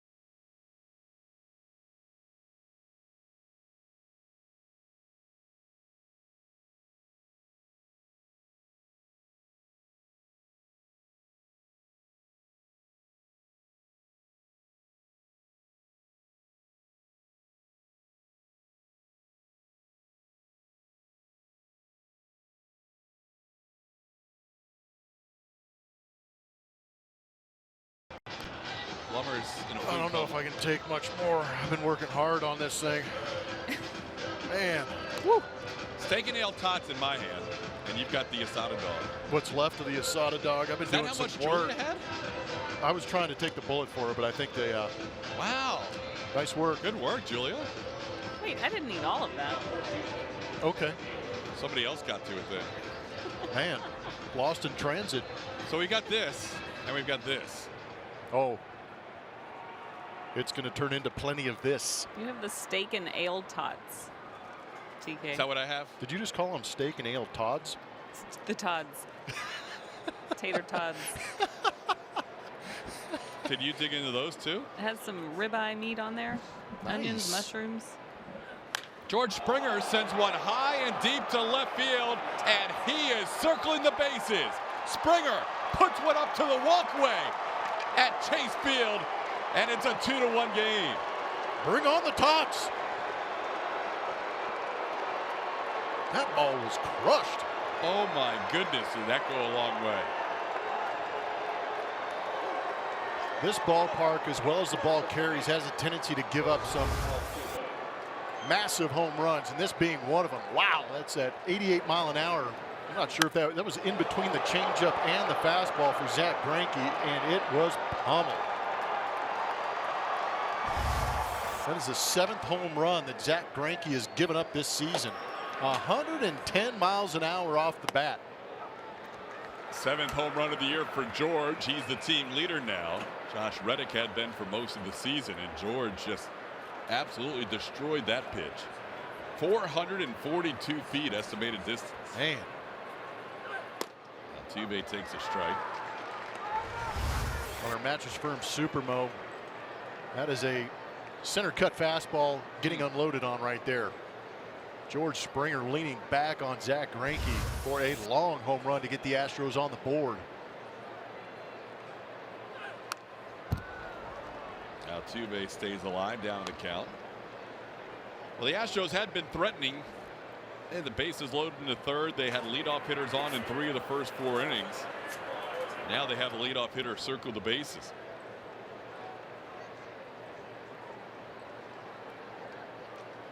Altuve has walked and flied to center field.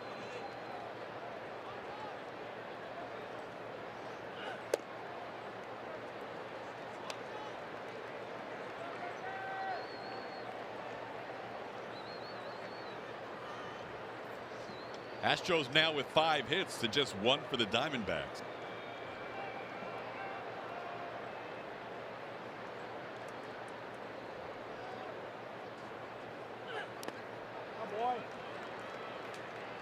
Good job laying off that changeup. 2-2 the count. Altuve on base 3 times in last night's game. It's getting better, dude. Next thing you know, you're going to be having Dunkin' Donuts in the pot. It's going to be fucking good. Good pitch to hit. That was a mistake fastball on a 2-strike count. Luckily, it was in that 2-strike count. Not that Jose's defending, but he's not in that launch mode to really take advantage of that pitch.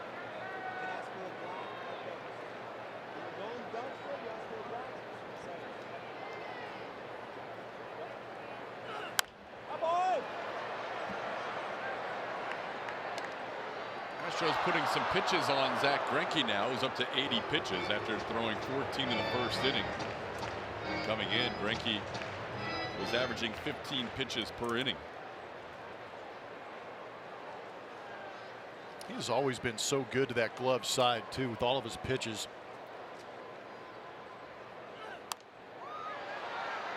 Jose keeps wasting pitches. It's 2-2.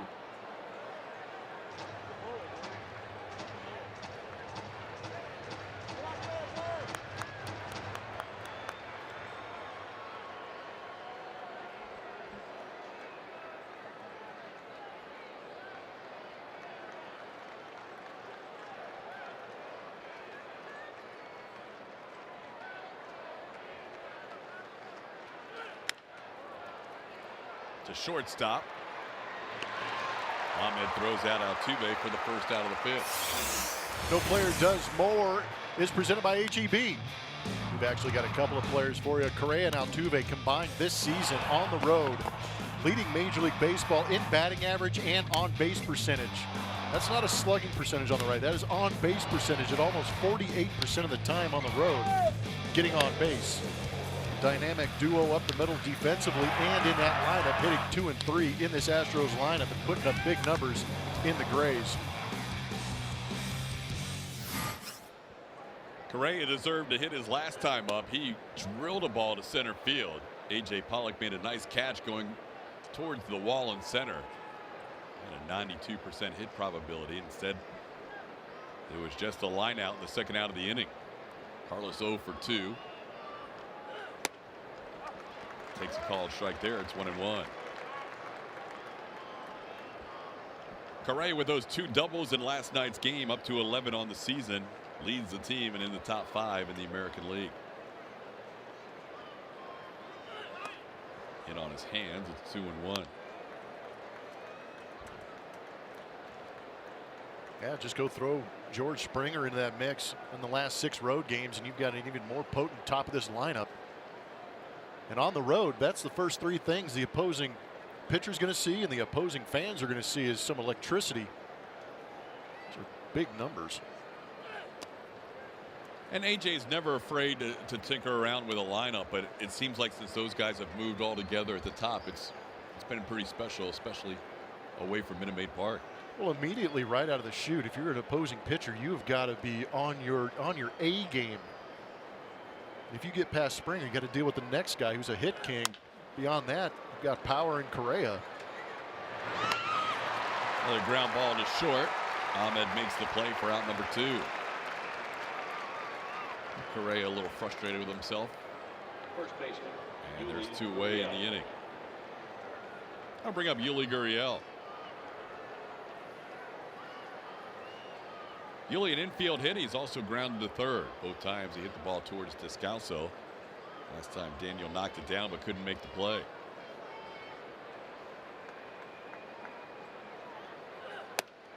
Strike call.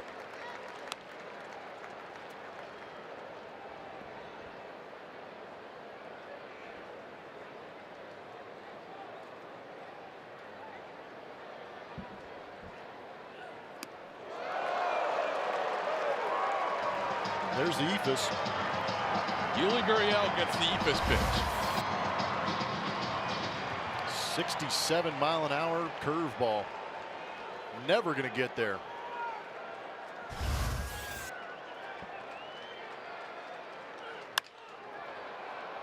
Yuli into center field, and Greinke, after the leadoff home run by Springer, gets Altuve, Correa, and Yuli. But it's a 2-1 game. runs. George Springer leaning back, adding to his totals this season. 7th home run gets the Astros on the board. 2-1. Arizona's leading.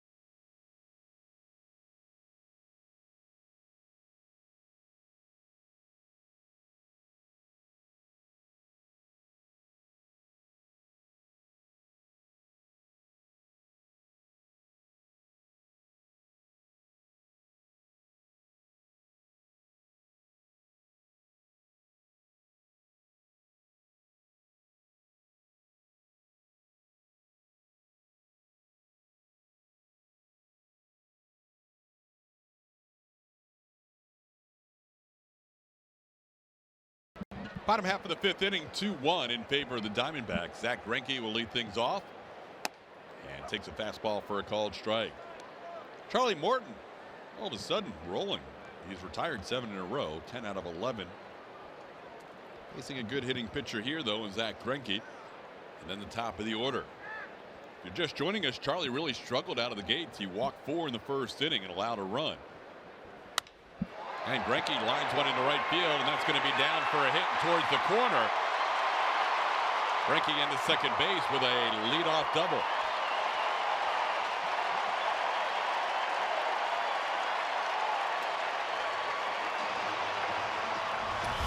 Up and away is pretty easy for most hitters to get to. And Zach Greinke, like you said, Todd, has a pretty good idea at the dish.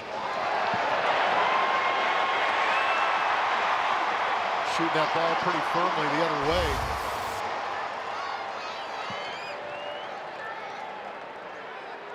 Gives Correa a chance to visit with the guy he's facing on the mound. Here's David Peralta. Peralta crushed a pitch into right center field his last time up for his 6th home run of the year.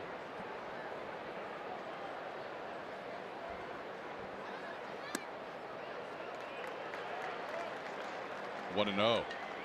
He also walked. He has scored both runs tonight for the Diamondbacks.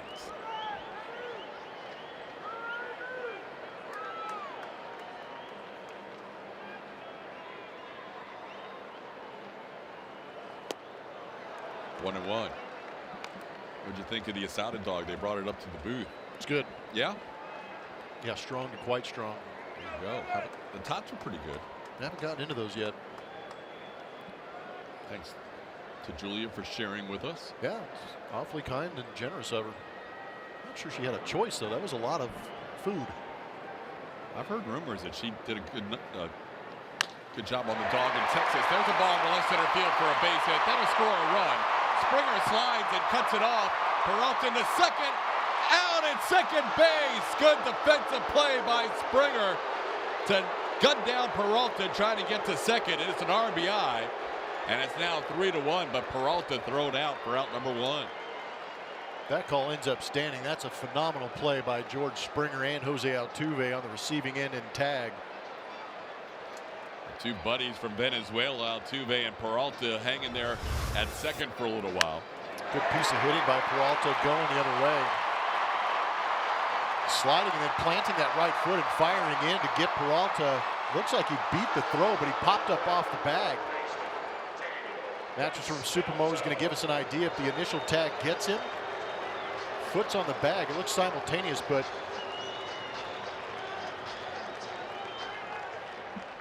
no challenge. no challenge.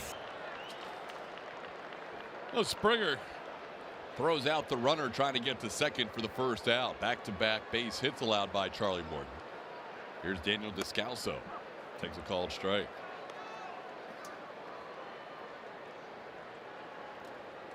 Three to 1 Diamondbacks lead.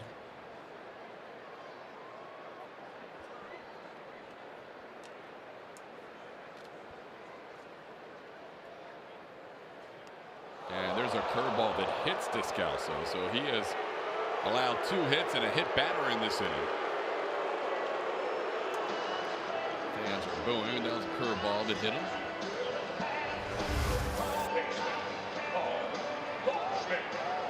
There was nowhere Descalso could have gone to get out of the way of that thing. I'll bring up Paul Goldschmidt. Morton had allowed 1 hit coming into this inning. He's already allowed 2 in this inning and a hit batter.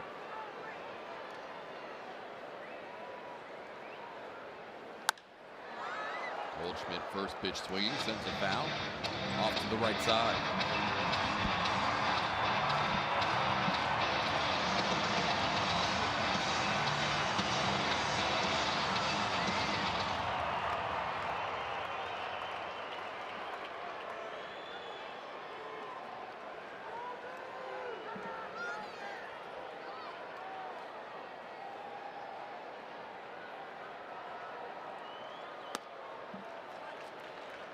One to 1 the count.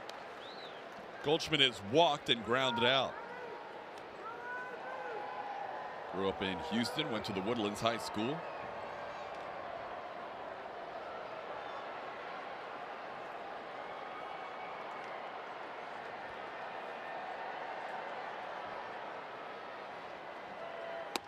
There's a strike.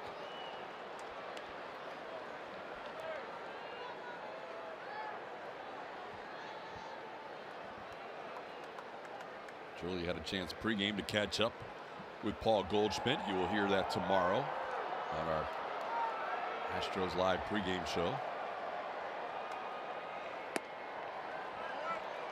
Outside 2-2. Yeah, I was here in 2011 when Paul Goldschmidt got called up. I'm sure knowing Julia and knowing Paul, it would probably be a pretty good conversation. Make sure you tune in and watch that. He's just a guy. He's a baseball player. He respects the game. He respects everybody in that clubhouse, and he plays hard. Charlie gets him on strikes here. Morton picks up his 3rd strikeout of the game, and there's the first out of the 5th. One of the things Astros fans will like to hear is who he kind of models his game around and where he really learned how to play the game. It's very similar to maybe a lot of those Astros fans in Houston, the guys he looked up to and kind of models his game after, maybe even his stance a little bit. Blummer, you were in the conversation. It was a good chat with Goldie. He's a good one. A.J. Pollock, the batter, as Morton checks the runner Descalso on first. Pollock knocked in the first run of the game on a sacrifice fly.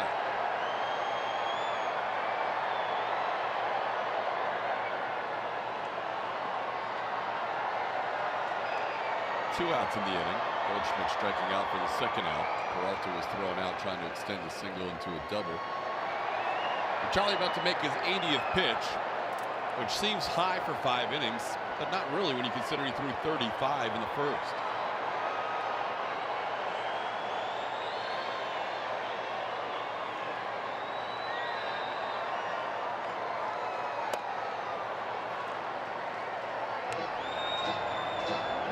Charlie in his last outing going into the 8th inning, 7 2/3 innings.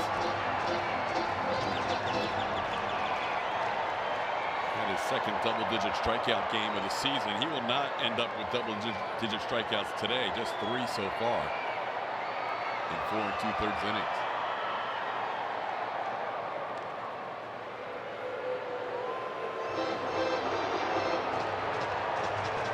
Yeah, it's been a dogfight for Charlie Morton, but not in the sense where he's been fighting against quality ABs from the Arizona Diamondbacks. He's been fighting himself, fighting the mechanics, fighting the release point, fighting the command.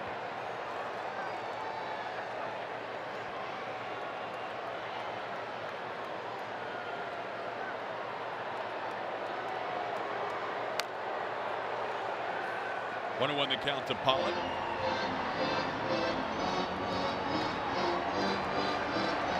Astros playing the second game of a 6-game road trip. 3 here in Arizona, 3 in Oakland.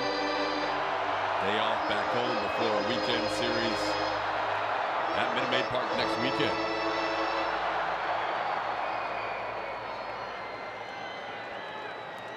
Ford will open up that weekend series next Friday.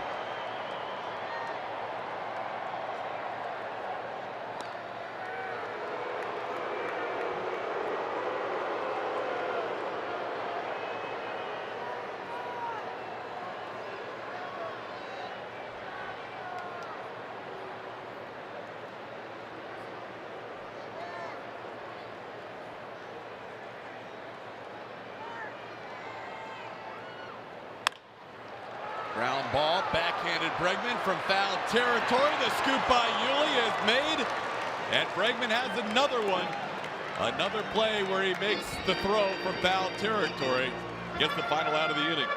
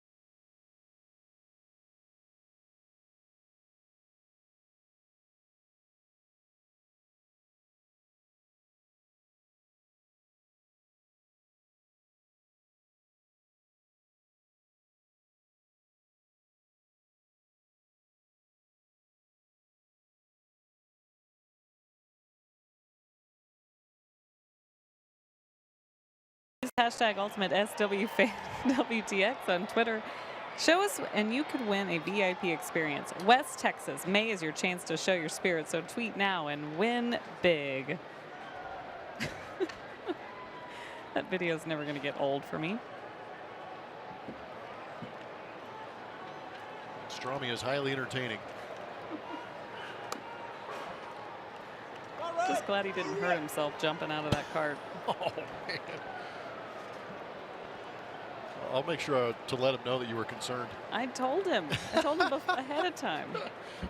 Seriously? I did, because yesterday he jumped out of it and almost fell. He was so excited to be riding in on that thing. The best is, Garrett Cole yesterday and Max Stassi talking about game plan, walking in, and here comes Strami on that card. If anybody deserves to be driven in on a bullpen car, Yep. That's a good call. I like it. it'd be Strami.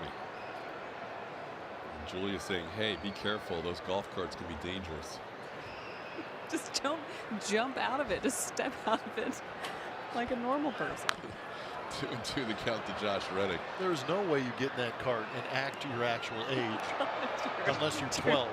Yeah, I should not talk as I giggle and whatever I did in the train the other day. That's the beauty of baseball. Yep. Get to have fun around it. Reddick leading off. followed by Alex Bregman and Brian McCann.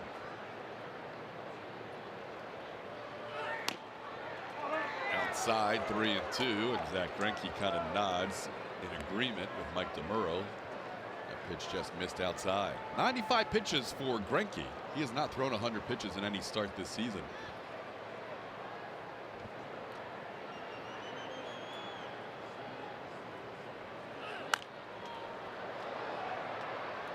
Josh fouls one out of play.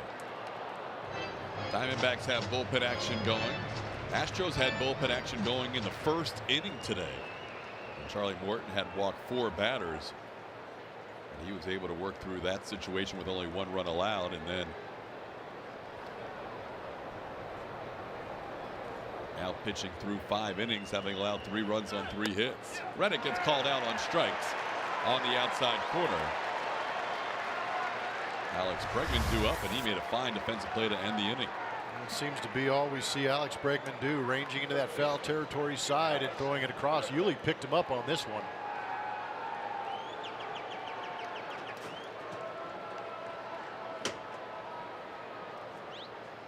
He has made that numerous times this year. Most of the throws have been right on the money. That one, as he said, need a little help from the first baseman. Alex has been on base twice, a single and a walk.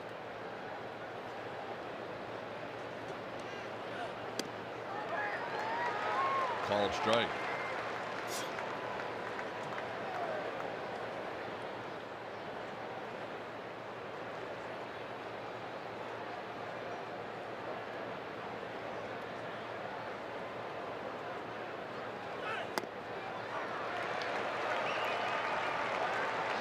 Bregman down in the count 0-2.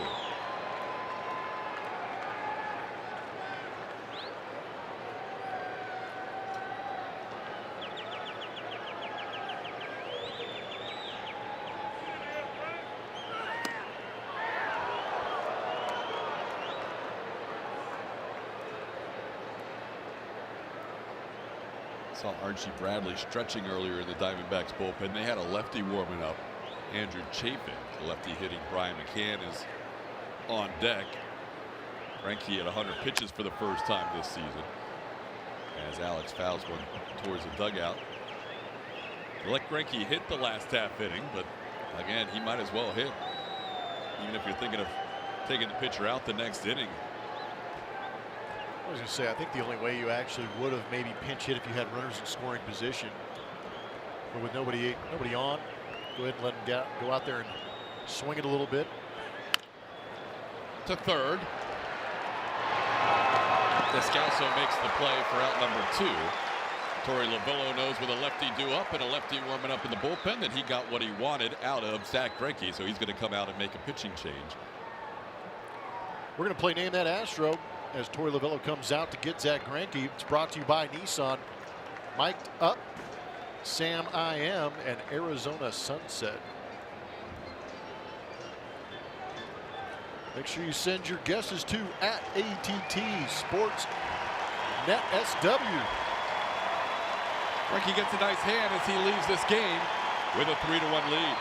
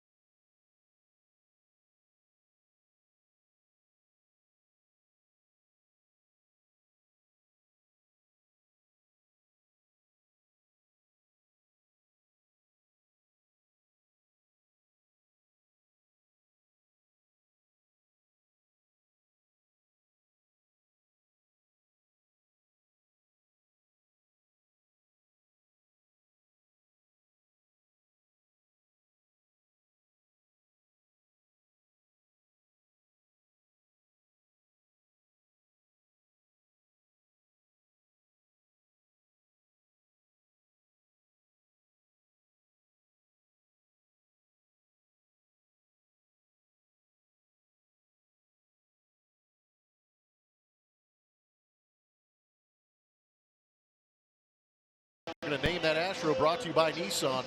Mic'd up, Sam I Am, Arizona Sunset. Who could it be? Sparky.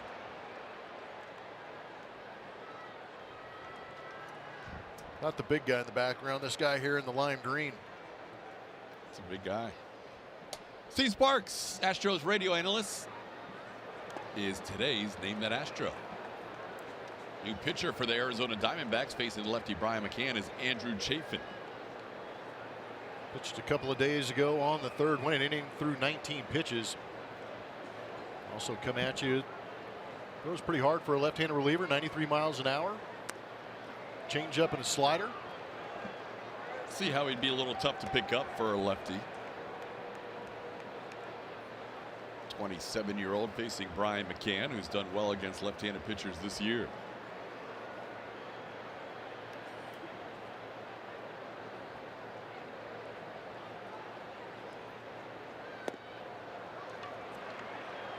Chafin has come out and thrown 3 outside the zone. It's 3-0. Marwin Gonzalez waits on deck.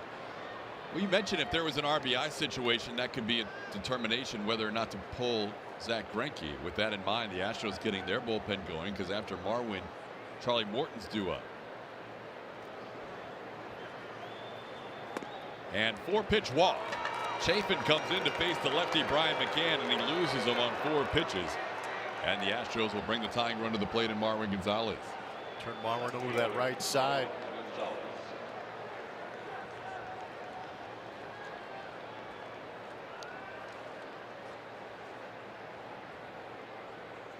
Marwin struck out and lined the ball to center field his last time up against Greinke. Hitting .219 as a right-handed hitter this season, only 32 ABs. In his career, a .252 hitter.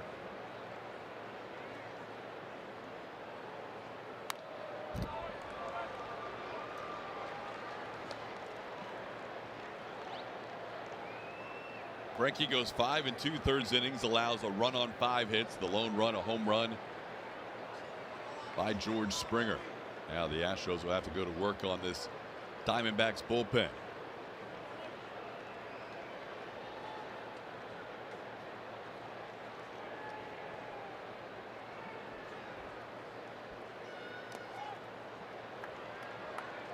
One and 1 the count.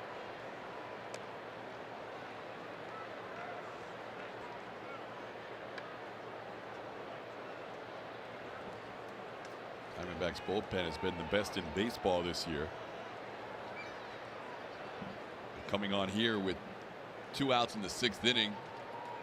Torey Lovullo asking for 10 outs out of his bullpen tonight. Marwin tries to hold up, but he goes around and down in the count 1 and 2.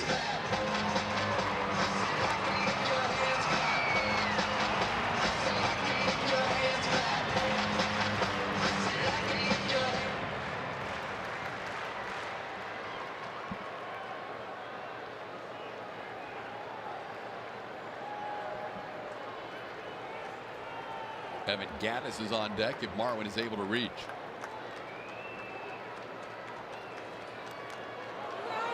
Bounces in there. McCann will advance on the wild pitch.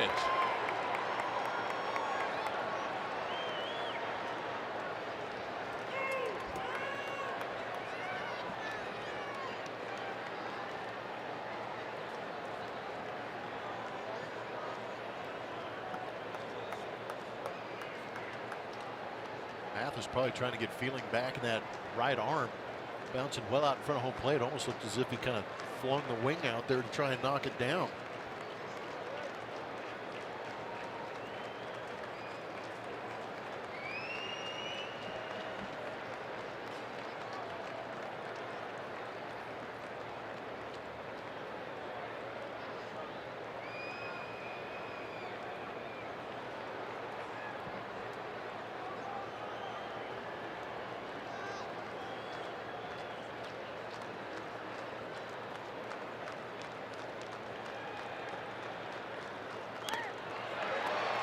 Foul to the plate. Even with McCann on second base, as deep as the Diamondbacks play in the outfield, You would think a base hit to the outfield with McCann off with 2 outs should score him. Especially with 2 outs and a 2-strike count. He's going on the first movement Marwin makes with that bat. He does get good secondary leads.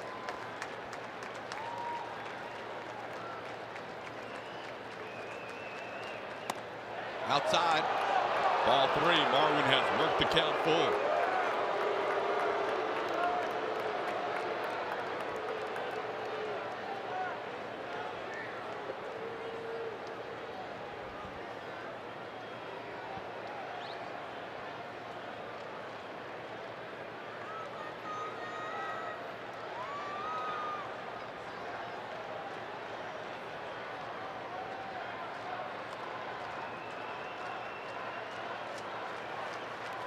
Down and in, ball 4. Chapin has walked 2 in the inning. And the Astros have the tying runs on base. Charlie Morton will be lifted in this game as Evan Gattis pinch hits for him. Charlie Morton, number 11, Evan Gattis. And out of the dugout comes the manager for the Diamondbacks once again. Torey Lovullo going to the right-hander out of the pen. Chapin comes in, paces 2 batters, walks them both. And we'll see another new pitcher when we come back. Astros down 3-1 in the 6th, but they have the tying runs aboard.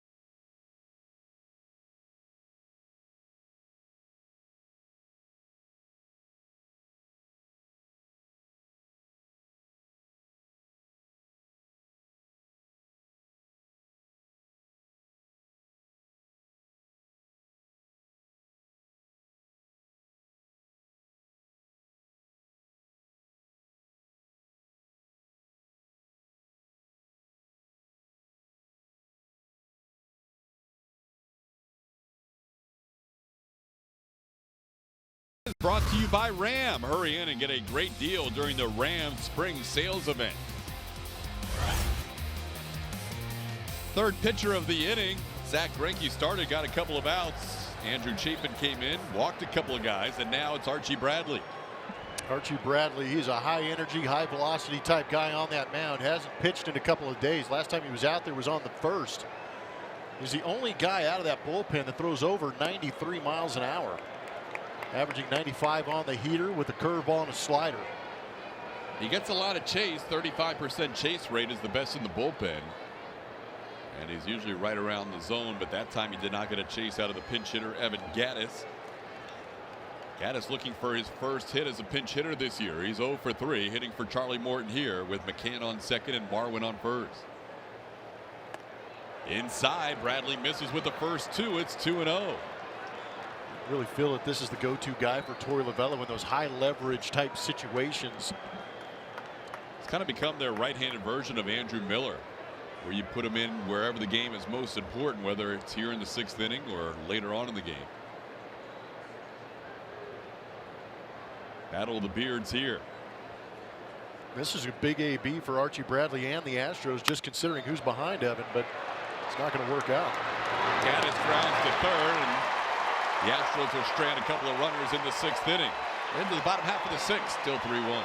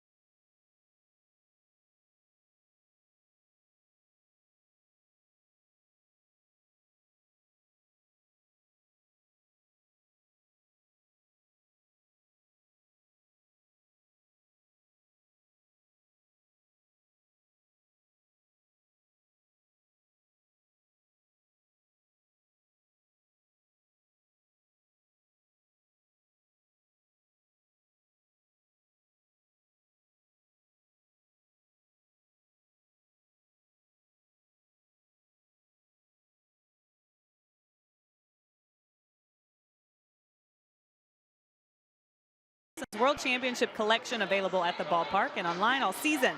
The collection features pieces for women, men, and children. For more info, visit astros.com/thering. Guys, there's a new pitcher for the Astros coming in, and we are just witnessing some history today. What a time to be alive. Oh, my. It's Colin McHugh. Is this not the greatest thing that you guys have seen ever? Other than Cole's performance last night, yes. Yeah, today, this is the best thing I've seen. I can't. And No, he's just, and it is history. That is the first pitcher to ride the cart in. and he's, you know, he's got the look about him. He's intense as he came out. Oh, nothing says intense like a helmet cart.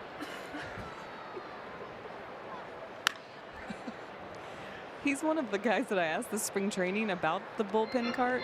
You know, would this help with pace of play? What are we doing with it? And he said, I kind of like the idea. If they let us design it, I'd be all in on this. So we'll see. I think Stay tuned. I'm more shocked that nobody else has ridden in Yeah. before today. Colin McHugh enters the game via bullpen cart. Steven Souza Jr. down in the count 0-2. Well, bullpen cart or no, Colin has really adjusted to the bullpen this year. It's done good. We've seen an uptick in that velocity, averaging right around that 92 miles an hour, which is good to see. I think the slider's been a little bit sharper too. But a guy who really could have been upset about the transition going into the bullpen has made it look pretty good. Misses to Steven Souza Jr. head of the count 1-2. What a great time to be alive, is how Julia introduced. That is how important that cart is to people. Souza has grounded out a couple of times. Fouls this one back. Souza 0 for 6, playing in his second game with the Diamondbacks.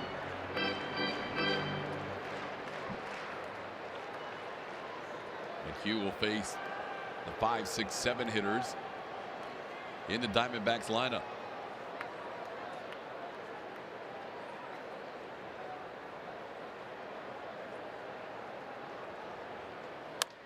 I hope the guy who drives the bullpen cart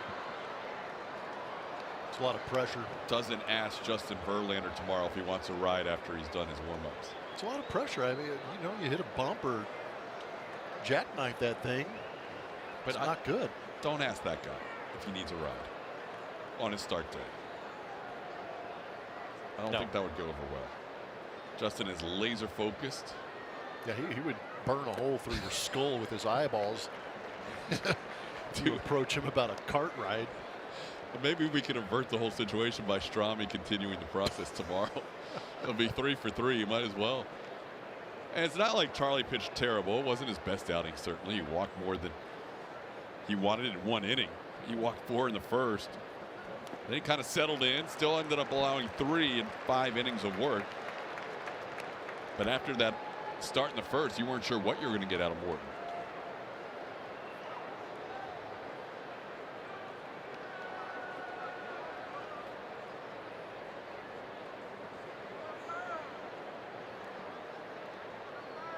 Now the count's full on Souza, and McHugh walks the first batter he faces. Souza was down to the count 0-2 and ended up drawing a walk. Second baseman, Ketel Marte. I'll bring up Ketel Marte.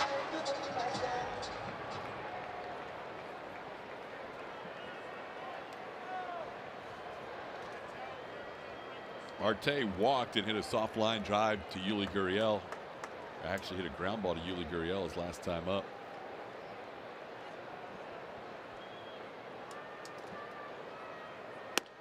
Pitch on the corner, 0-1. Astros have left 8 on in this game. Diamondbacks have left 4.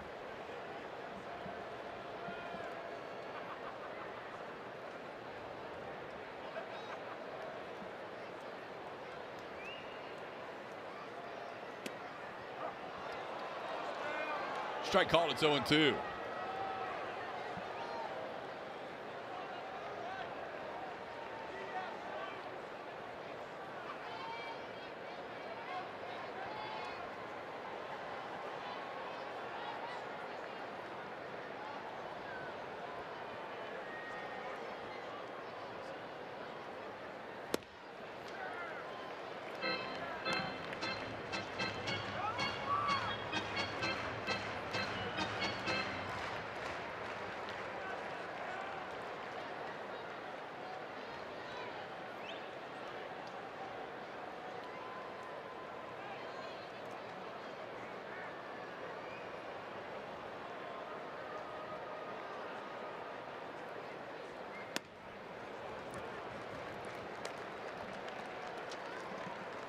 2-2 the count to Ketel Marte.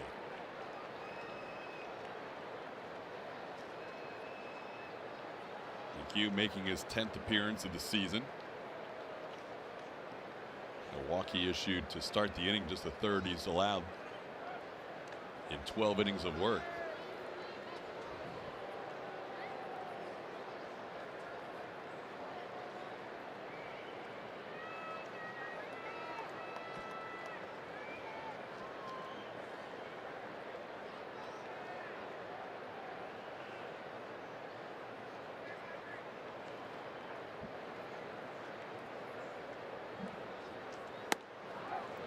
Strike three called. Marte goes down looking. McHugh follows up a walk with a strikeout. There's one out in the inning. Good job bouncing back by Colin McHugh after that leadoff walk. Freezing Ketel Marte. A little bit of a cut coming back on that outside corner. Nicely done. Stuck there by Brian McCann.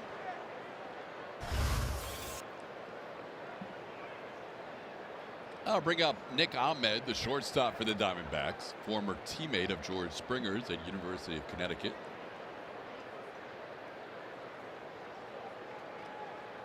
These guys were together from 2009 through 2011 as McHugh misses to Ahmed 1-0.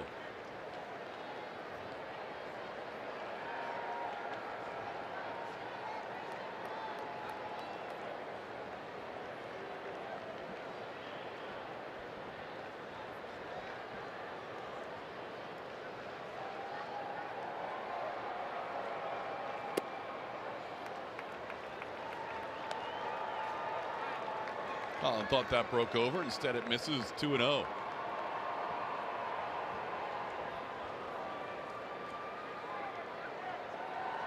McHugh warmed up in the first inning, didn't come into that game as Morton was able to get through a bases loaded situation. And then after warming up a second time on here in the sixth. Shot foul, it's 2-1.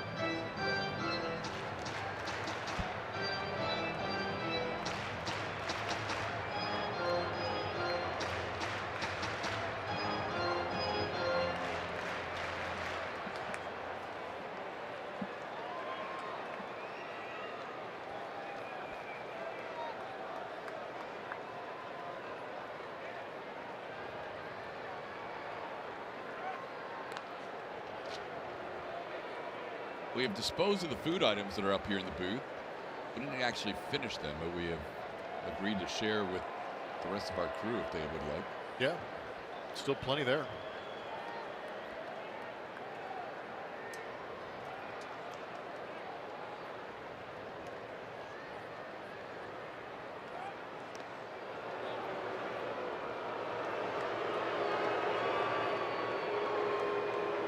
I'm not gonna lie, wow.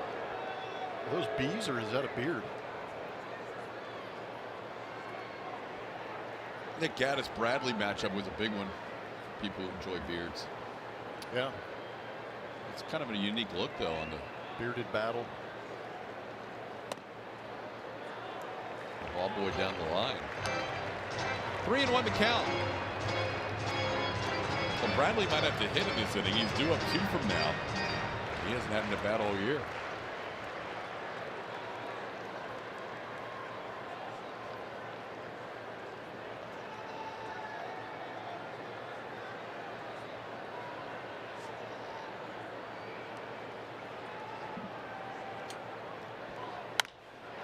In the air right field, Josh Reddick puts it away for out number 2. Souza Jr. retreats to first.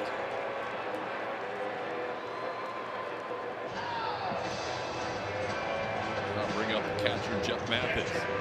Got Ahmed to expand in that 3-1 count.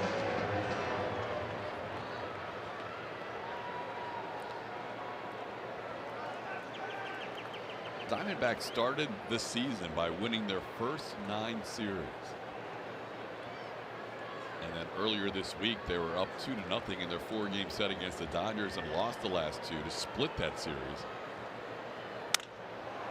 In on the hands, fly ball to left. Marvin Gonzalez over, makes the play. Colin McHugh, after a leadoff walk, shows that riding the bullpen card can work. A shutout 6th inning, and it's still a 3-1 game. You can play catch on the field before the D-backs versus Mets game on Father's Day, June 17th. And it's Pastime.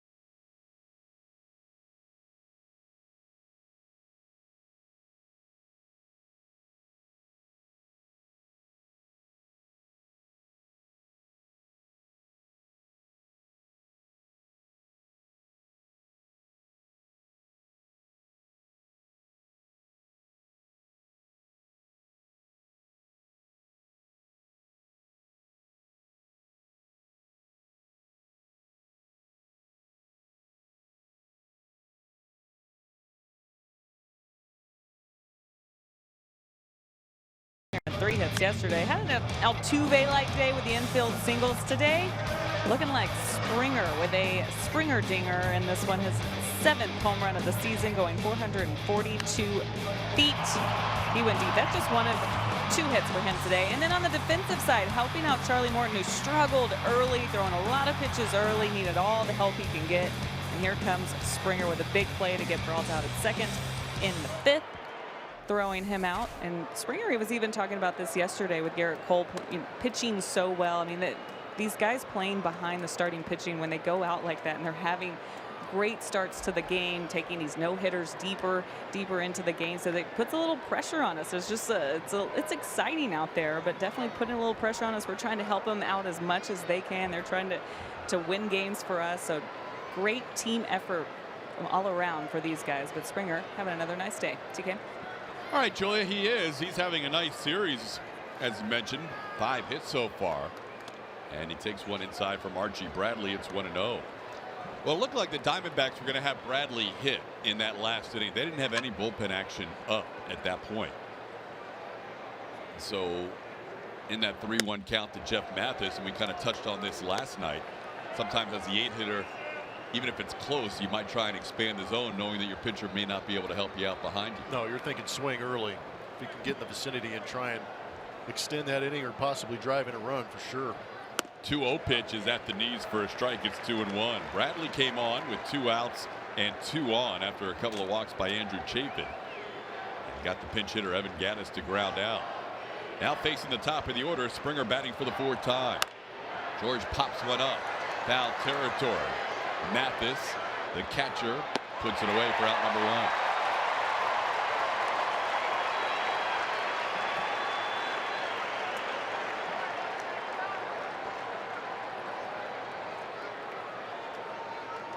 Second baseman, Jose Altuve. Here's Jose Altuve.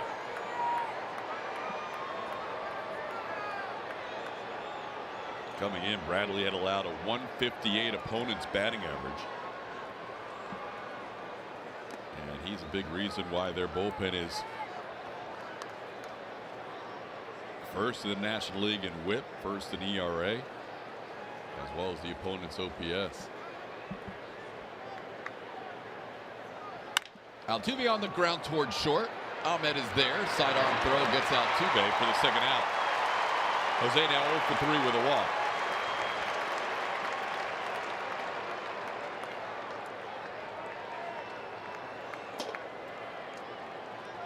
Shortstop, Carlos Correa. Bradley throws that fastball over 80% of the time. as he now faces Carlos Correa.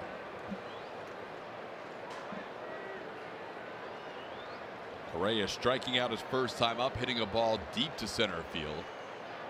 Pollock made a nice play on him, and he grounded out. 96 with that fastball for a strike. That wasn't on the edge either. That was pretty much pump right down the middle. Just like that. Correa slowly hit to first. Bradley covering. Archie Bradley a 1-2-3 7th inning. Getting Springer, Altuve, and Correa. We are through 6.5 with the Diamondbacks leading 3-1. Now let's send it to Kevin Eschenfelder and Mike Stanton in our rooms to go lounge as we head to the bottom of the 7th.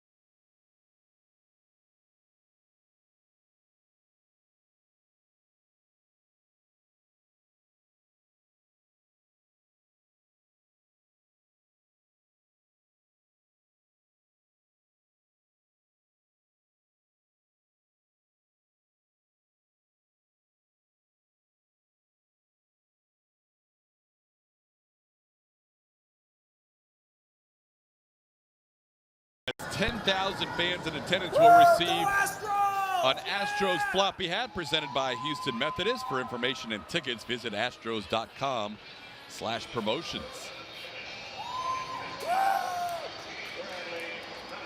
We're in the bottom half of the 7th inning. Diamondbacks leading 3-1.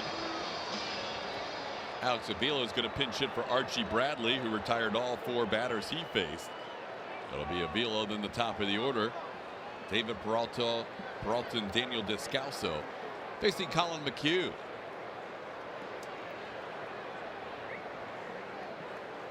Avila started in last night's game behind the plate for the Diamondbacks. And he, like everybody else, struggled against Garrett Cole. He went 0 for 3 with 3 strikeouts as he fouls one back. Colin McHugh back out there for a second inning of work. Saved his legs a little bit by riding in on the golf cart. Ooh, good call. That'll help your health analytics.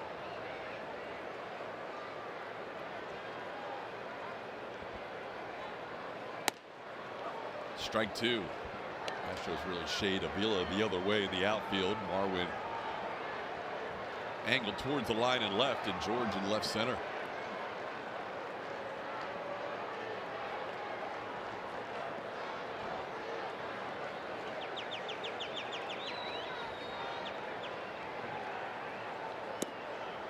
Curveball misses. It's 1 ball and 2 strikes. Avila last year split time between the Tigers and the Cubs. Has spent most of his career in the American League, and mostly with the Tigers. And Justin Verlander, teammates from 09 through 15. 1-2 pitch just misses. It's 2-2.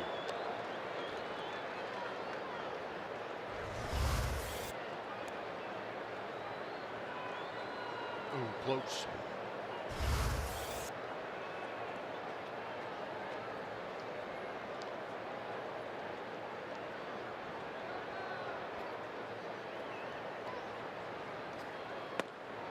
Now the count's full. Last pitch at 93. That's some of that velocity that we've been talking about as far as Colin moving to that bullpen, picking up some extra miles an hour.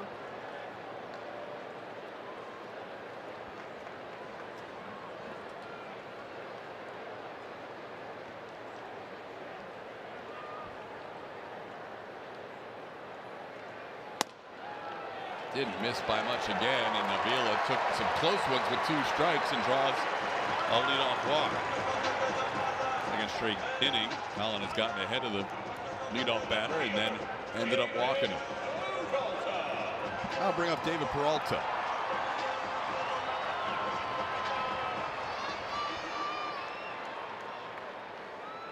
Pinch runner for Avila at first base. And Devin Marrero, we saw him late in the game last night. So Marrero will be the runner on first.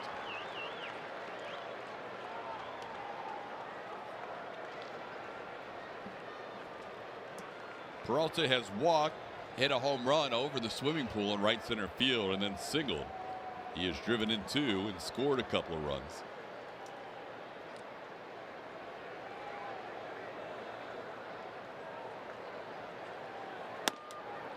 Collins starts him off with a strike. Yoshihisa Hirano is warming up in the Diamondbacks bullpen. Looks like he will pitch the 8th against the Astros in this 3-1 game.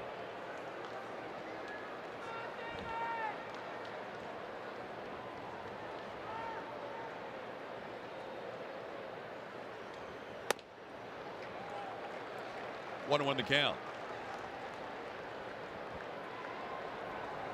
There's the 34-year-old right-hander who prior to this season had spent his entire career in Japan. Their closer is Brad Boxberger, who's a perfect 10 for 10 on the season.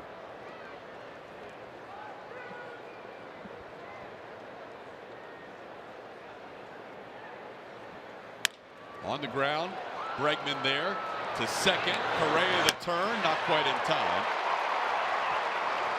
Peralta reaches first on the fielder's choice.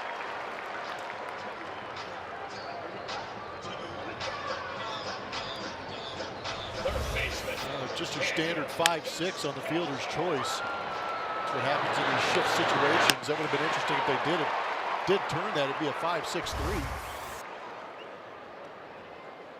Now on the shift, Correa even further over on the right side as you see how they shift Daniel Descalso.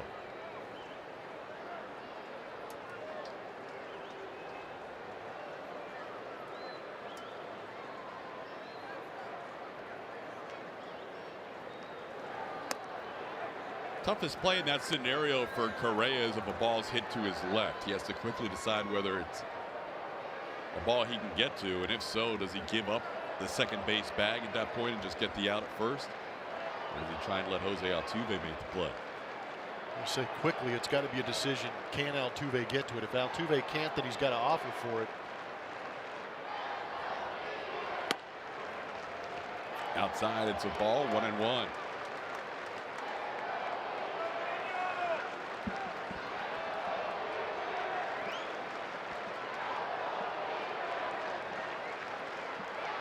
Joe Smith, who was warming up in the 9th inning of last night's game, didn't need him. Garrett Cole finished it out. He's warming up here in this 3-1 contest. Hugh misses it, 2-1. Descalso's been on base a couple of times. He walked and was hit by a pitch. Officially 0 for 1 with a strikeout.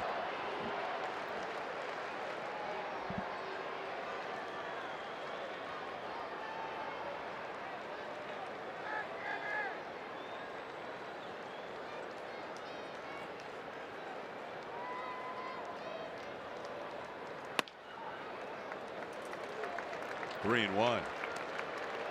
Paul Goldschmidt waits on deck.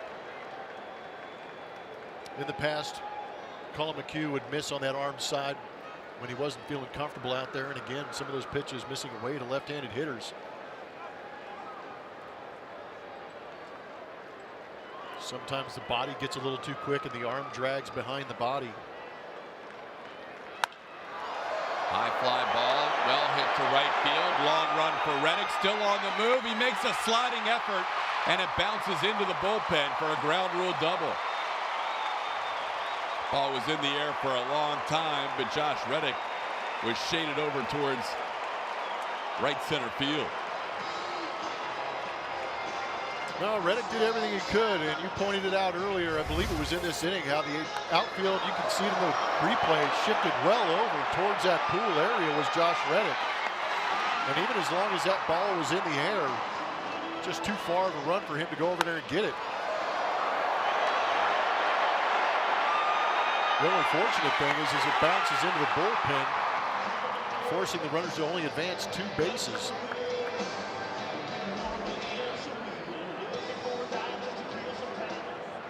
Pitching change as McHugh will leave the game. Joe Smith comes on to face Paul Goldschmidt after this.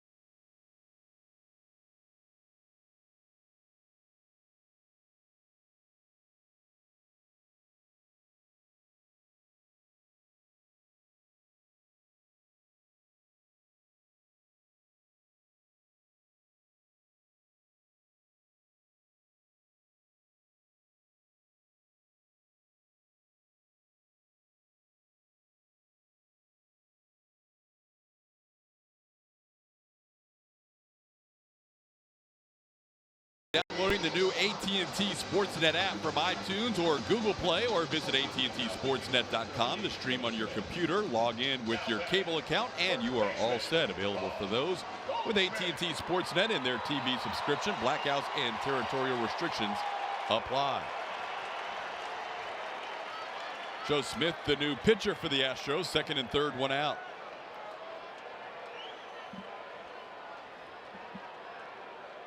Big numbers for Joe, making his 12th appearance, trying to correct that. Last time out on the 29th against Oakland, he allowed a run. Little pop-up. Yuli's going to make the play, keep the runners where they are. One pitch, and Smith gets the dangerous Paul Goldschmidt to pop up for out number 2, and now the infield can go back to normal depth.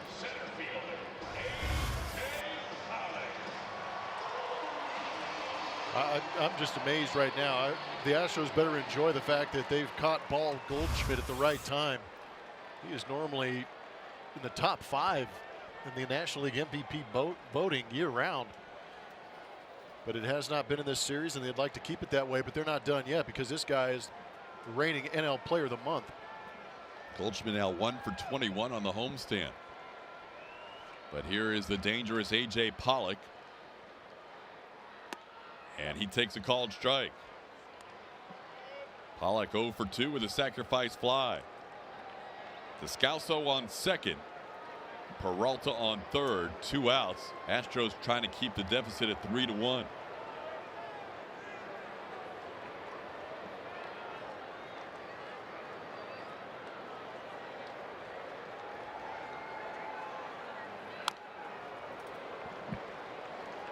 Smith ahead 0-2.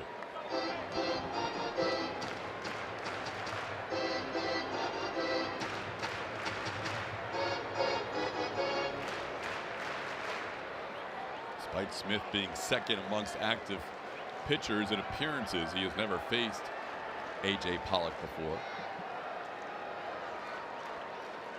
Only Fernando Rodney has appeared in more games of active players than Joe Smith.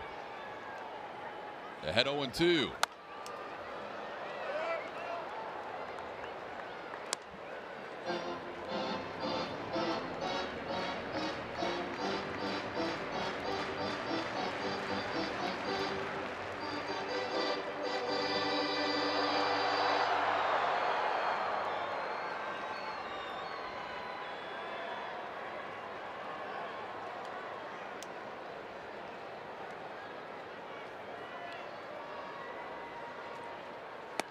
Doesn't chase. 1 ball and 2 strikes.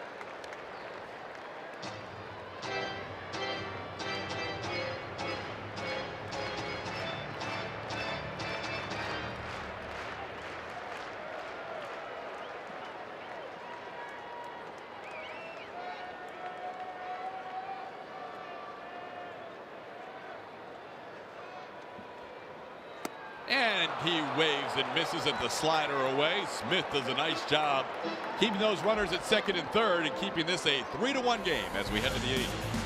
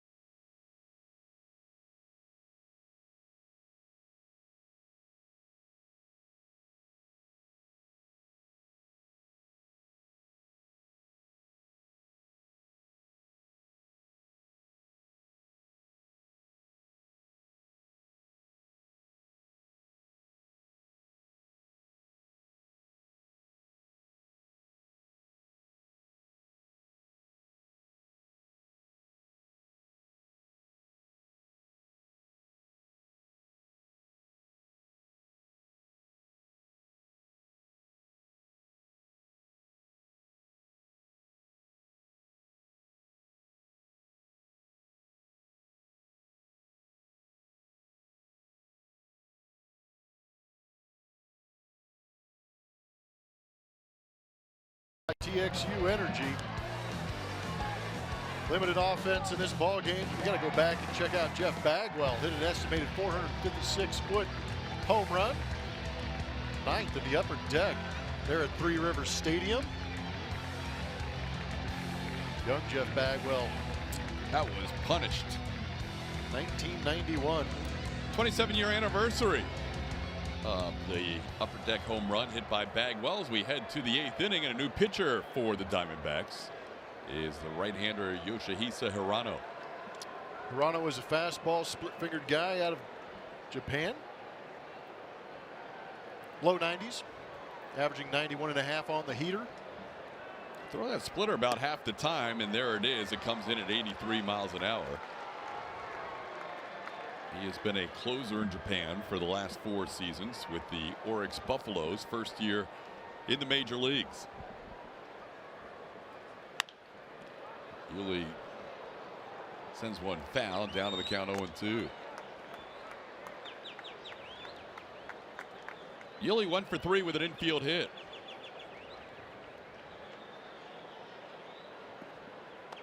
Toronto's been around a while in the Japanese Baseball League. He is 34 years old. Bounces one in there. It's 1-2.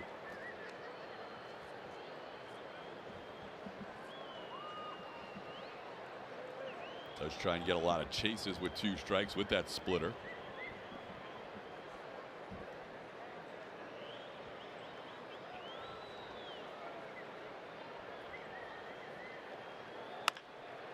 On the ground towards third, Descalso makes the play to get Yuli, who was flying down the line. Yuli really running hard, but he's retired for the first out of the 8th.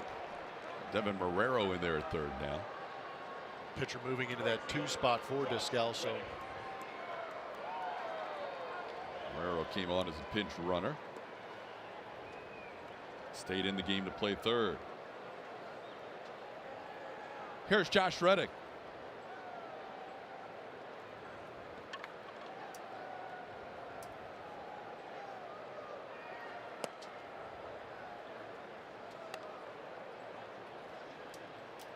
Reddick takes the pitch inside for a ball. Archie Bradley retired all 4 batters he faced, getting the last out of the 6th inning with the tying runs on board. And then he got Springer, Altuve, and Correa in order in the 7th. Plummer mentioned it earlier. A lot of times Torey Lovullo will go to the most critical part of the game for Archie Bradley, and that was it today. He got through those 4 batters, and now it's Hirano's turn in the 8th, and more than likely Brad Boxberger if they still lead in the 9th.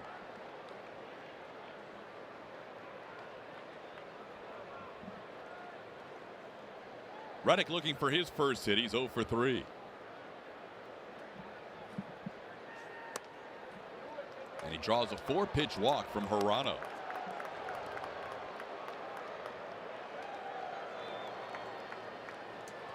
Check out all of the exciting May events and promotions happening at Minute Maid Park. This month's calendar includes Pinot in the Park, Star Wars Night, Faith and Family Night, and Orbit's birthday celebration. Visit astros.com/promotions for tickets and full list of events.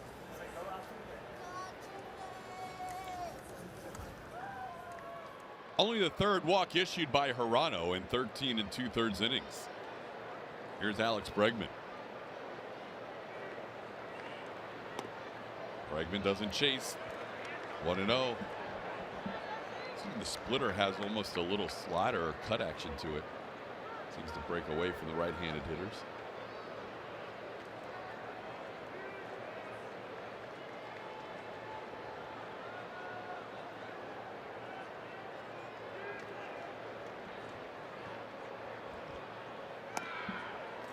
Six in a row Hirano has missed, and that's going to draw a visit from everybody. Jeff Mathis, the infield, the pitching coach Mike Butcher, the translator.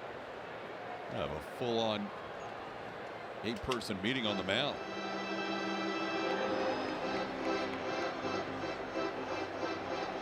And Mike Butcher is saying through the translator, we need to throw strikes. And you don't want to give the Astros any more opportunities, even though it hasn't been pretty up to this point other than a George Springer swing. They keep putting base runners on and give them opportunities late in ball games. They have a tendency to come through. Bregman's still sitting with that 1 home run. It came on April 11th. That was the final game in Minnesota. Alex represents the tying run in this game. He's ahead of the count 2-0.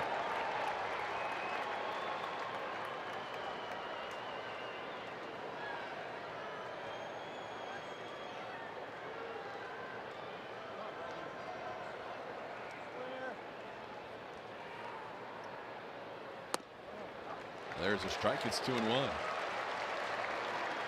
Alex is singled, walked, and grounded out.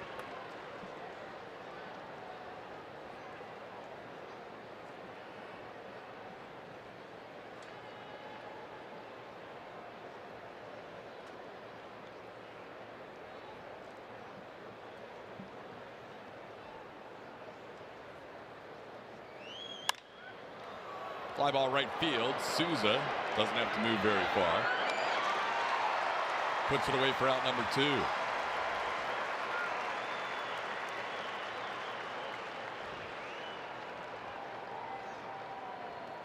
I'll bring up Brian McCann.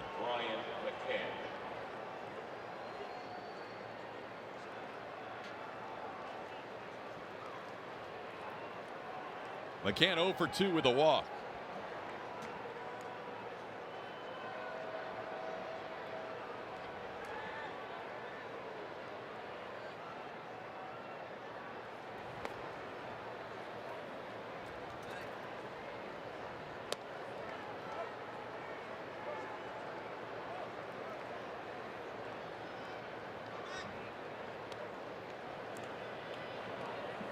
Hector Rondon loosening up for the Astros. Only 9 hits combined in this game. 5 for Houston, 4 for the Diamondbacks. As great as that game was yesterday, this is not. A lot of pitches, a lot of swings and misses.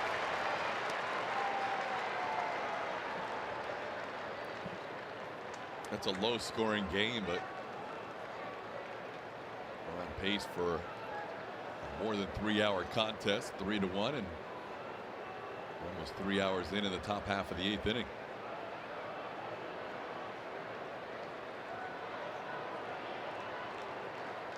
McCann tries to hold up. He does. 2-1 the count.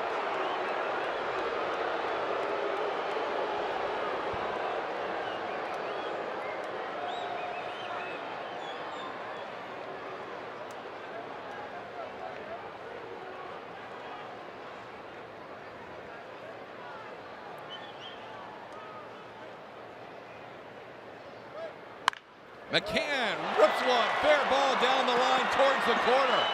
Reddick around second, heading to third. He's going to be waved home. The relay throw will not come home. Astros score a run. It's now 3-2 on the Brian McCann RBI double. And the walk comes back to haunt Hirano. Great swing from Brian McCann. Everything down in the zone. That was a hanging split. Does a good job of staying through that. And with that ball kind of snuggling itself up in that right field corner, allowed Josh Reddick to get all the way around. Right here, his eyes are on Gary Pettis. That's where you put a lot of faith and trust in that third base coach to make the right call, and Gary Pettis did. Now with a tying run on second base, Jake Marisnick will pinch run for Brian McCann. Marwin Gonzalez bats with 2 outs in the 8th in a 1-run game. Jake, the second fastest Astro behind Derek Fisher, according to the sprint leaderboard by StatCast. 1-0 the count to Marwin. Marwin is struck out, lined out, and walked. Before mentioned Derek Fisher is on deck as a potential pinch hitter if Marwin keeps this inning alive.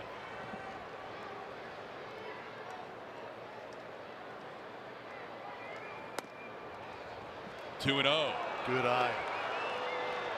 Marwin hasn't been lighting it up. Some of these ABs have been tough for him with a lot of off speed. Sometimes you get into a hitter's count where you know the guy's going to give you a fastball and you expand, but he did not.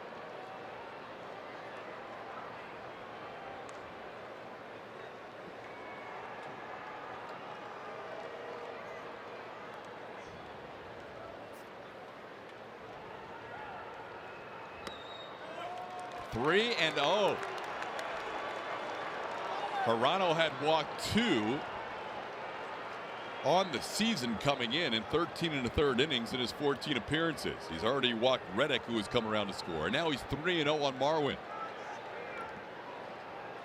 Question is, do you give him the green light? 3-0 against a guy who's having struggles with command. First base is open. Fisher on deck.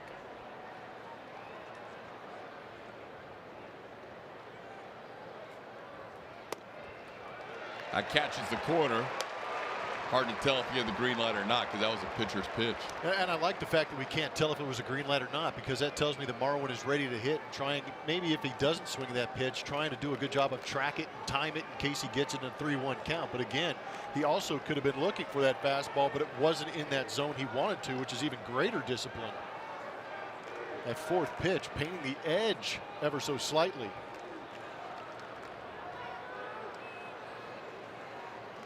We mentioned the depth in which the outfielders play for Arizona, and they are very deep. So any base hit to the outfield should tie the game. Easy with Jake's speed, yeah.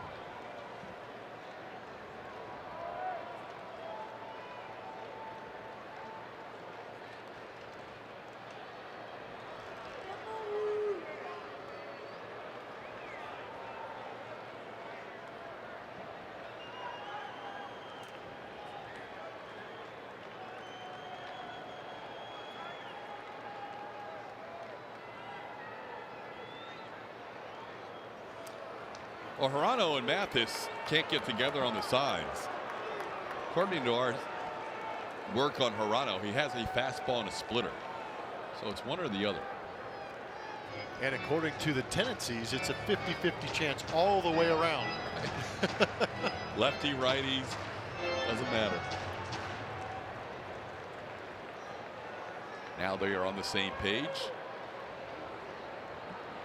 And Marwin with a 3-1 count.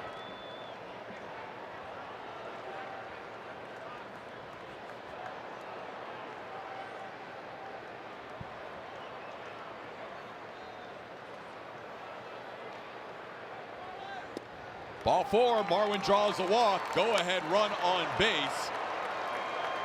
And Derek Fisher will stride to the plate as the pinch hitter. Fisher didn't play in last night's game. Getting a chance to pinch hit here.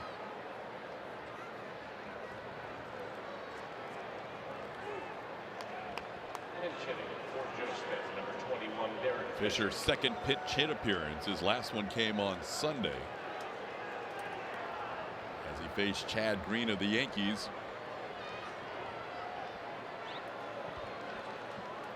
Be interesting for Fisher to get this AB. He has been highly selective this season. But you're also facing a guy who is having a tough time with command. If Derek Fisher can, he keyholes something right in the middle part of the plate that he can drive.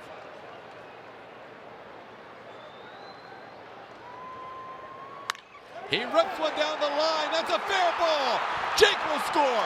Marwin heading to third. He'll be held up. Astros tie the game at 3 apiece on the Fisher RBI double. And that's what I'm talking about. Well done, Fish. Struggling with command. Sit on that fastball in some place you feel that you can crush it, and Hirano missed his spot by a good 1.5 feet. And all Fisher does is drop the barrel on it, take a nice, direct, short, quick path to it, and as he gets to contact, just launch through it and create that bullet down the right field line. That was beautifully done. Jake scoring easily. Tough call for Pettis, but he holds up Marwin. And now here's George Springer. Takes a strike. Line drive percentage allowed by Hirano, the highest of anybody in the bullpen, and the Astros hit a couple of line drives against him in this inning. Brian McCann, a line drive double, and Derek Fisher, biggest hit for him this season, maybe other than the Ohtani home run to center field.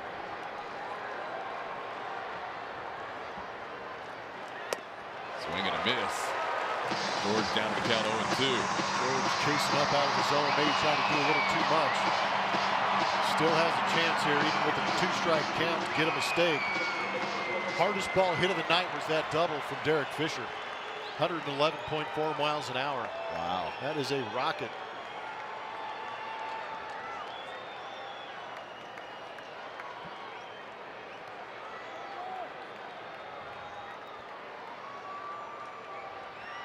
George goes down swinging.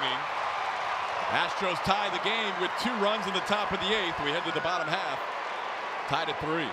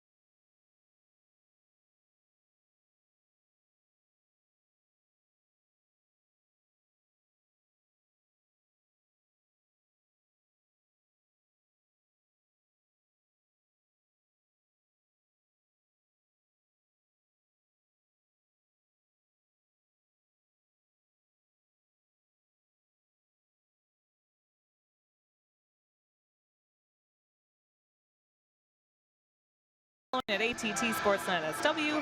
We asked you what was the most impressive feat in the majors last night. Garrett Cole's going to win this, 69%. And yeah, I would say so. I was sitting here watching it live along with everyone else that voted, I'm sure. Guys. Absolutely. What a time to be alive.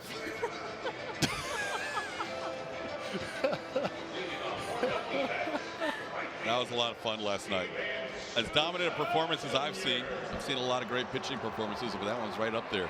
3-3 game. It's all brand new right now with Hector Rondon on the mound to work the bottom half of the 8th inning.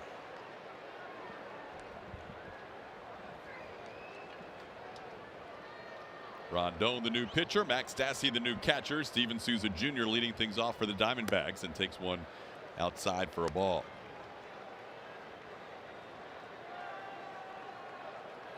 Hector, fastball slider, 13th appearance. Got roughed up a little bit in that New York series. 2/3 of an inning, gave up a run. But here to keep things right where they're at and allow that offense to get back in that box for the Houston Astros. It'll be Souza, Ketel Marte, Nick Ahmed. 5, 6, 7 for the Diamondbacks. Astros tying the game up with 2 in the 8th inning. Brian McCann was lifted for a pinch runner. That's why Stassi's in the game now. This ball struck well to center field. Springer back, still going back, makes the play as he crosses the warning track for out number 1. Souza hit it well, still looking for his first hit as a Diamondback. And he's the first out of the 8th. Ball hit well, but George plays a nice center field. Took a great angle on that.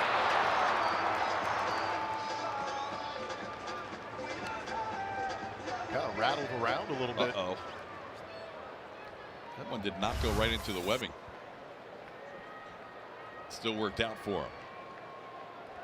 Marte, the batter.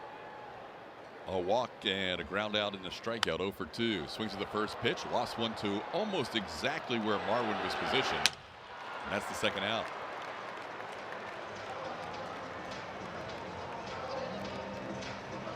So Rondon getting a line drive to center and a fly ball to left, and now he'll face Nick Ahmed. Looking ahead to the Astros in the 9th in this tie game, they will have Jose Altuve, Carlos Correa, and Yuli Gurriel due up.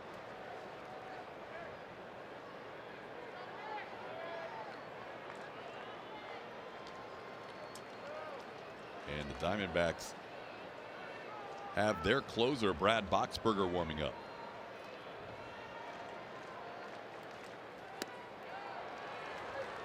Rondon gets a swing and a miss. Astros used Evan Gattis as a pinch hitter. They used Derek Fisher as a pinch hitter. They pinch ran with Jake Marisnick. And Max Stassi's now in the game as the backup to Brian McCann, who started this one. So the bench, Blummer, is all Barron. Yes. We're now going to see pitchers putting on shoes on days they don't normally put on cleats.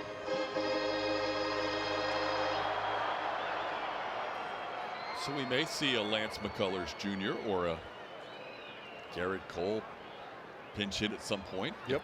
That spot comes around again. Pinch bunt. There you go.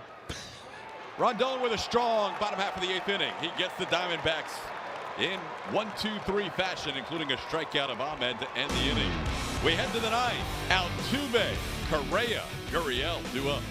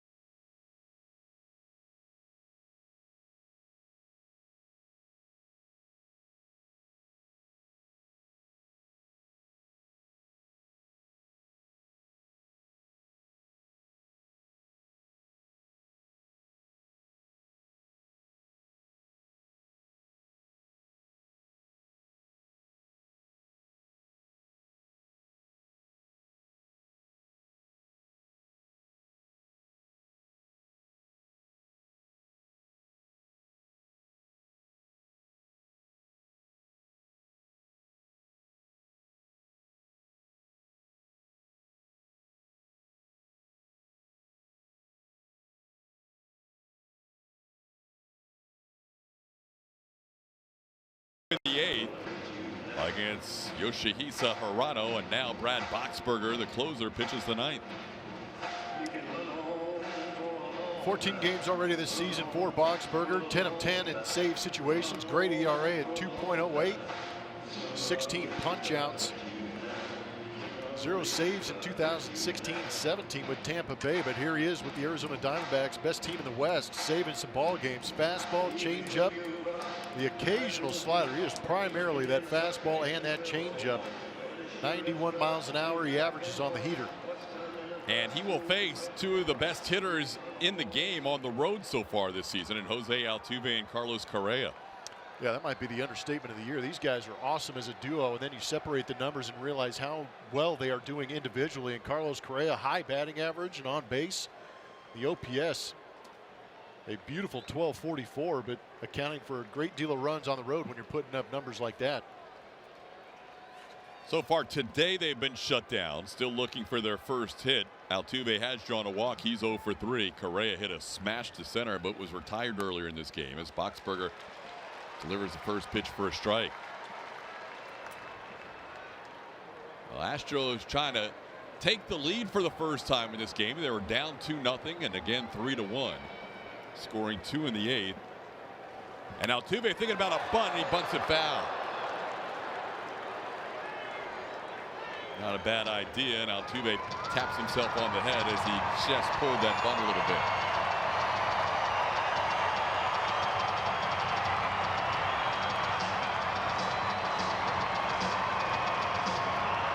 Mentioned earlier with Zach Greinke starting, only 3 miles per hour difference between the fastball and the changeup. Boxberger, who has very good deceptive changeup and throws it a lot with 2 strikes.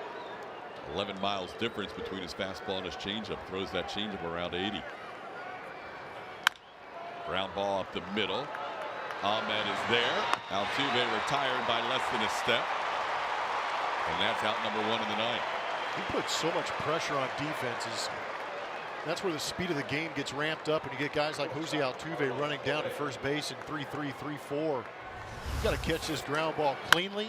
You've got to make the exchange with the bare hand and then throw a strike. That's real time. Kind of puts things in perspective.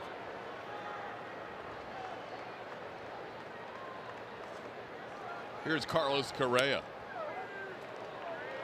When we mentioned the sprint leaderboards, that is a longer run. They basically measure guys both down the line and also full speed first to third or second to home.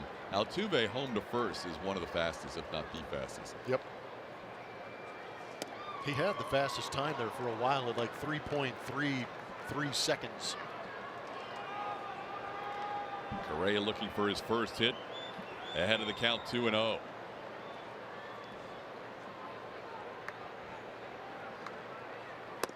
Now it's 3-0.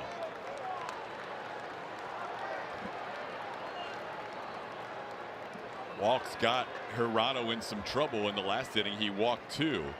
One of those came around to score. Chapin also walked 2 out of the bullpen. 3-0 pitch, a little bit low, but they're going to call that a strike. I guess it caught the knees. It's 3-1.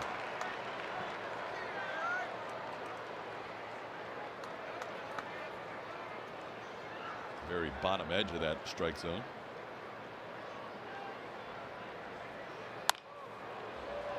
Wow. 3-1, 91 mile an hour heater. A little tardy.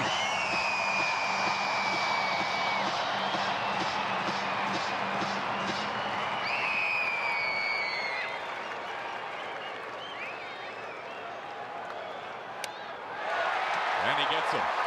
After being down 3-0, he comes back to strike out Carlos Correa for out number 2. A strikeout for Boxberger.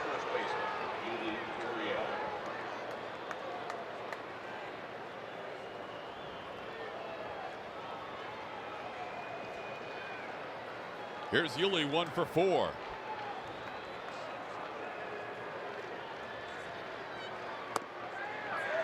He takes a strike. I think there might be a little bit of a cut. Some late movement on that fastball from Boxberger.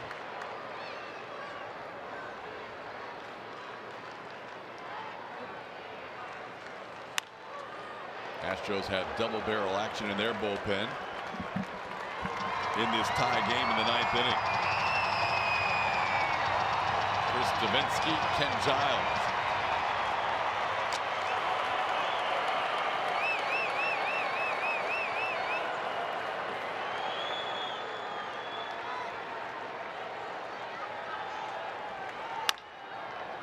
Towards the shortstop, Ahmed. Throw in time and a 1-2-3 inning for Boxberger in the 9th. We're heading to the bottom half of the 9th, all tied at 3.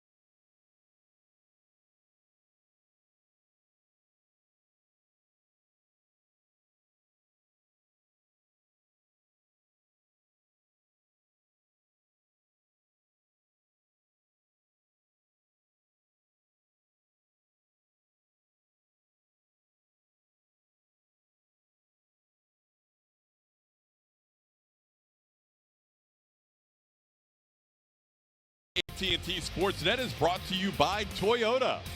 Let's go places.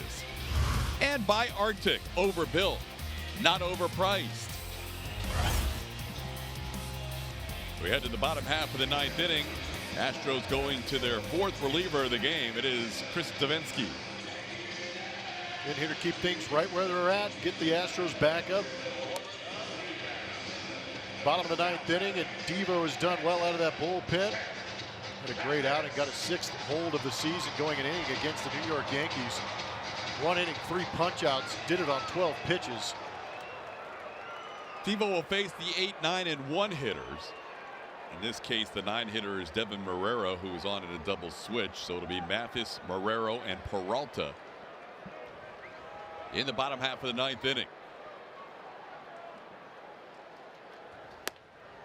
First pitch is outside for ball 1. Mathis 0 for 3, a couple of flyouts to left and a strikeout.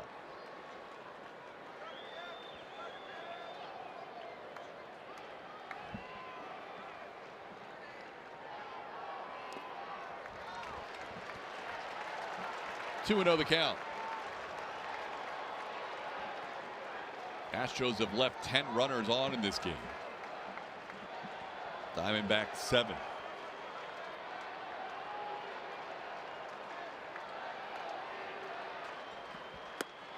There's a strike. It's 2-1. Like Boxberger, who pitched the top half of the 9th, the changeup, such a big weapon for Devo. Throws it behind in the count, and he can throw it for strikes. He can also get a chase. Mathis tries to bunt his way on, and he will. Jeff Mathis lays down a bunt on the 2-1 pitch, and he is a leadoff base runner in the bottom half of the 9th.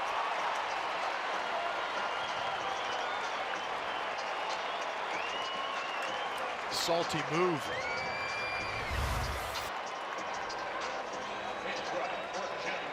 Realizing that Alex Bregman's playing deep, decides to lay down that bunt. It's about getting that leadoff man on here in the bottom of the 9th, and the Diamondbacks do just that. Now he's going to be pinch run for by Brock Dyson. Well, Dyson will run at first base. Devo will have to keep an eye on him. Dyson stole 28 bags for Seattle last year, 30 the year before for Kansas City.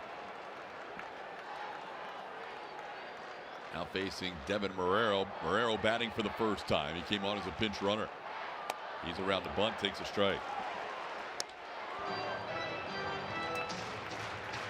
That's an issue for that bullpen, and A.J. Hinch addressed it every once in a while, talking about it last postseason. Something he talked about in spring training they wanted to get better at, being quicker to home plate to control that running game. And Gerard Dyson has a history of being that pinch runner that can come in and wreak havoc on the base paths.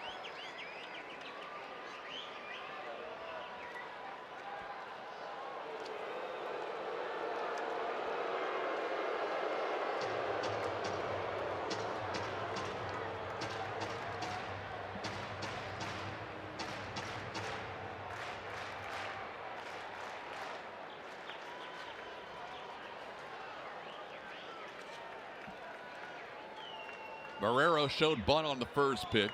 Down to the count 0-1.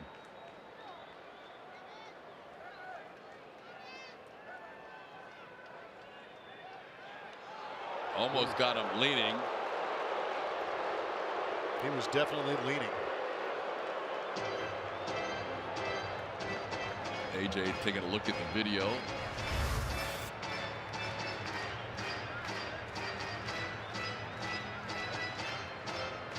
Those fingertips in there just in time. AJ's going to have him look at it. Wow. Do you see something? Did the hand come off after he initially got the fingertips in? No. So I don't think we got that far into that last replay for me to be able to see that. He's on the bag for me right there. Does his hand leave the bag? And that is why they're replaying it. Ooh. I think you could get at least one piece of paper in between there. Does the hand ever come completely off the bag? That will be the key in the decision in New York. You said you played first base. You can kind of nudge that hand a little Oh, bit. man, you go in there heavy. Are you kidding me? You go in there heavy for situations like this, or you go in there heavy if you don't like the guy.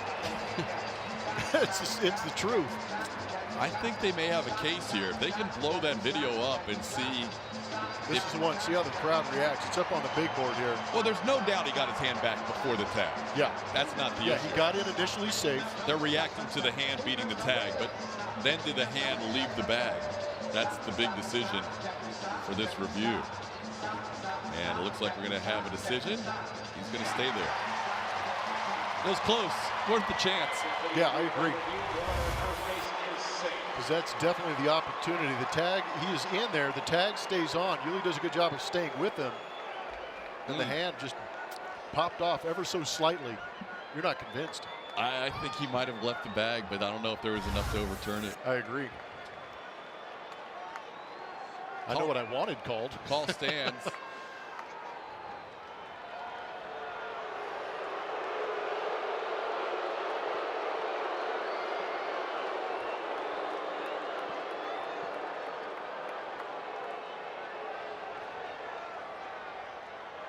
Bregman's already in at third, anticipating a bunt.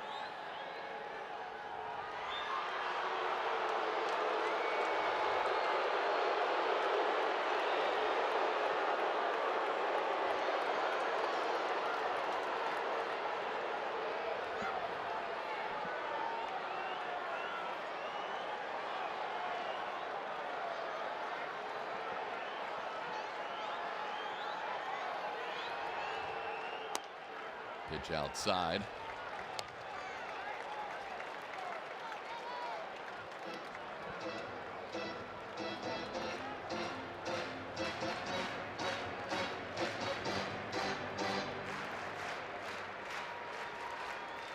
Leadoff bunt single by Jeff Mathis. He was replaced by the pinch runner Gerard Dyson, who has a big lead on first. Nobody out in this tie game in the bottom half of the ninth. Bunted on the right side. Devo gloves it. He'll throw to second. Out at second base. Big out for Devo and the Astros. Good pick at second by Carlos Correa. Gutsy chance.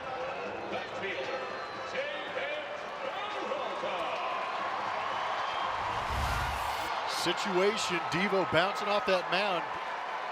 And I love the intent. He was going to second base. I feel like no matter what, even with Gerard Dyson running out there, and he did a great job of unloading that baseball early, but a better shot of Correa doing a good job on the pick. Now here's David Peralta.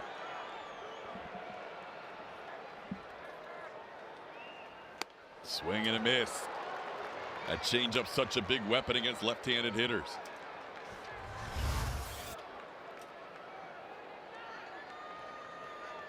It's got to feel like it's never going to get there.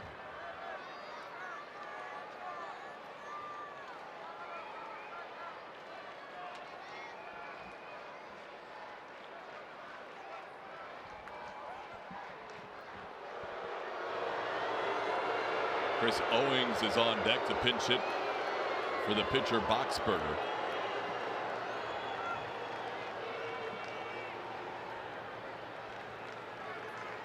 Peralta's had a big game already. A couple of runs scored, a couple of RBIs. Hit his 6th home run of the year.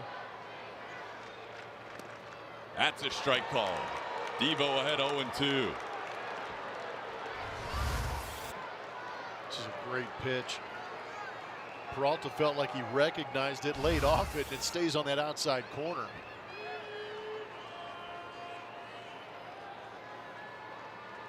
Now you can either triple up on the changeup or go upstairs with a fastball, see if you get a chase. They go upstairs with a fastball, change the eye level a little bit, which is almost the automatic precursor to the circle of death with the next pitch. Goes fastball up, and now change up. He'll try and throw a nasty one down and away.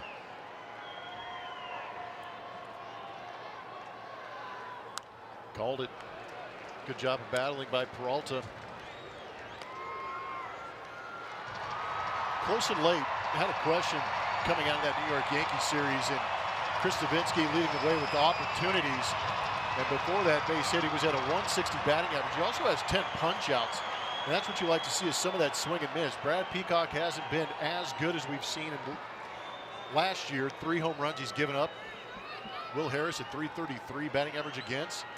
Ken Giles has good numbers, just the damage when it's done has been massive. 3 extra base hits against Ken Giles.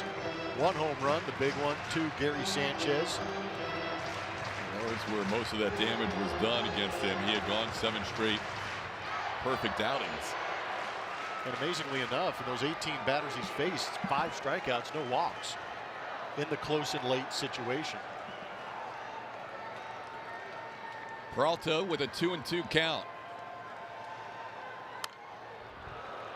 Pretty good swing there, out off the 96-mile-an-hour fastball. Good battle here between Peralta and Davinsky. Peralta, the only guy last night that Garrett Cole was unable to strike out.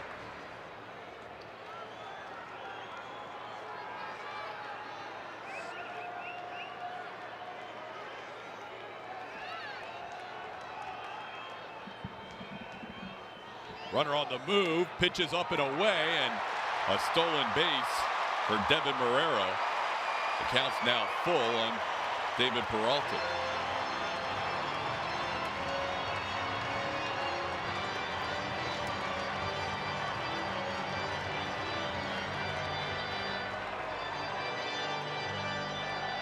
Now the outfielders looking into the dugout for positioning. Want to make sure they're close enough if there is a base hit to the outfield that they can throw out the runner at home plate.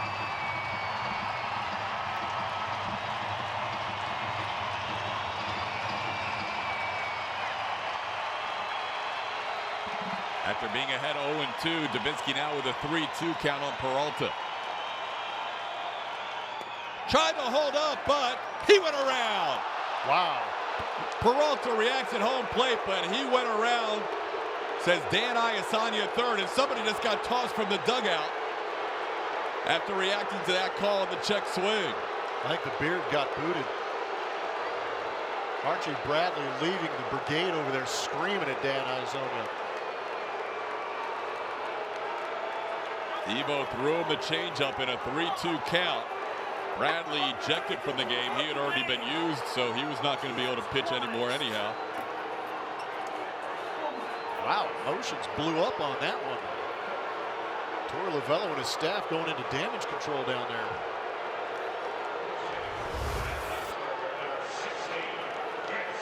Might be the right call from that angle. Tough to tell from that side. That's why they checked to the opposite field side. Better look at it down that third base line. For me, Barrel got a little bit out in front of home plate. When I saw it live, I thought it was a tweener. I thought it was close. Here's Chris Owings.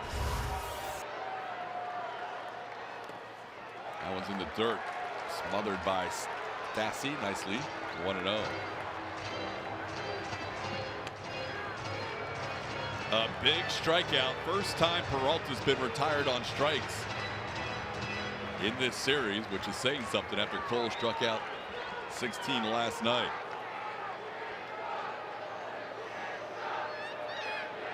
Chris Owings, the pinch hitter for Brad Boxberger. And now meeting at the mound, Stassi going out to talk to Devo.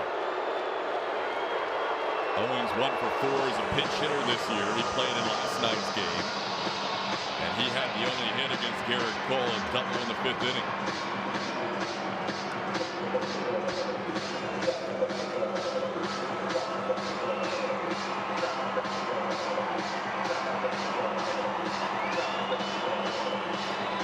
A bunt single, a fielder's choice on a nice play by Davinsky and Correa.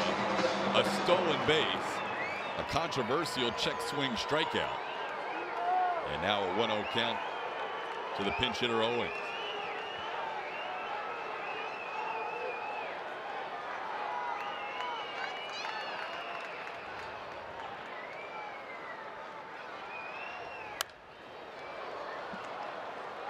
One the count.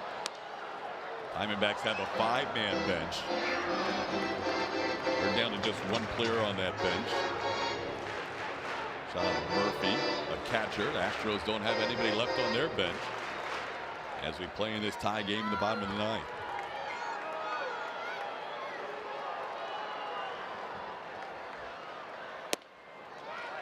Two and one.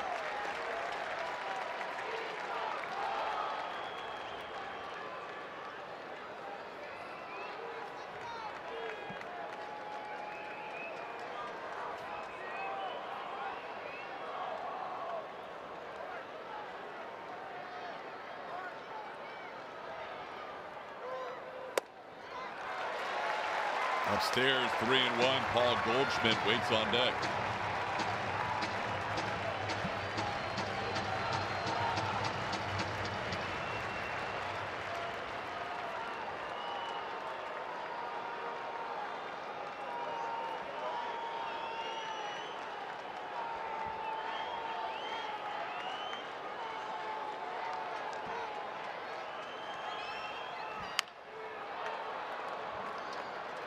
Now the count's full. 3-1 change up right on right.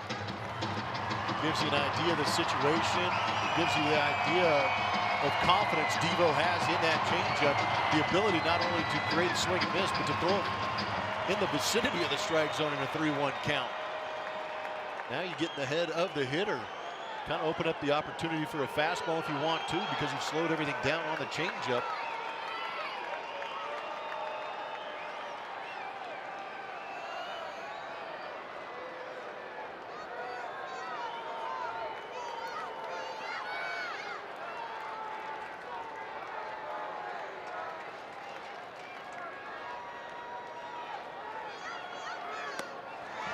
Yanked that pitch, ball 4. Went back to the changeup, but pulled it a little bit. And now the Diamondbacks have 2 on with 2 outs in the bottom of the ninth.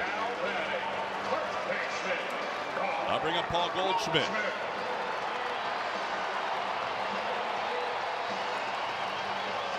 Goldschmidt 0 for 3 today with a walk.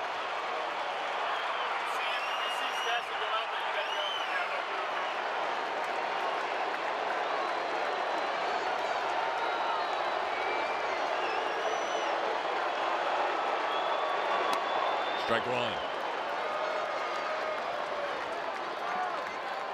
They have faced each other just once. Devo got Goldschmidt to pop up.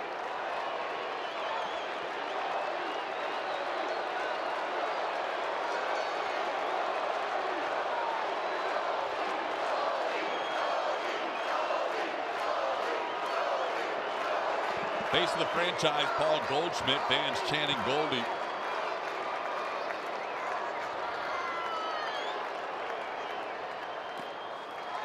In the dirt, 1-1.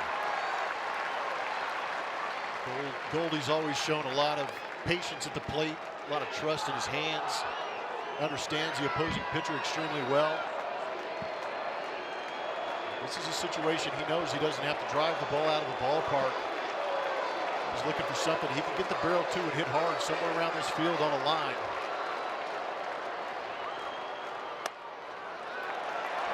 Upstairs, 2-1. Devo's trying to change eye levels. He's trying to change the pace a little bit. Get Goldschmidt out in front, maybe pop it up or roll it over. Goldschmidt popped up his last time up, caught by Yuli Gurriel. Made him 1 for 21 on this homestand.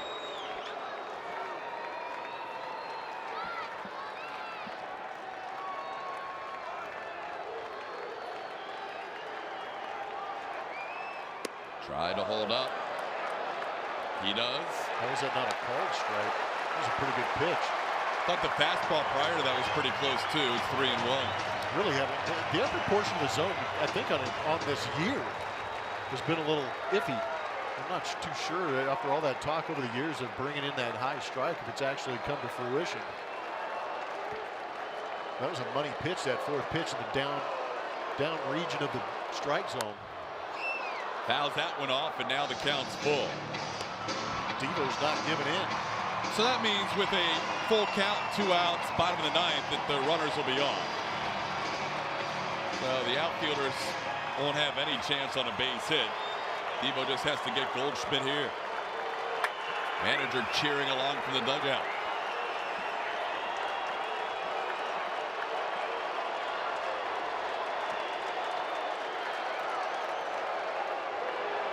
Ball 4, bases loaded.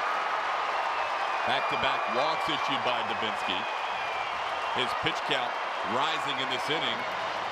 And with A.J. Pollock due up, Dubinsky is going to be taken out of the game.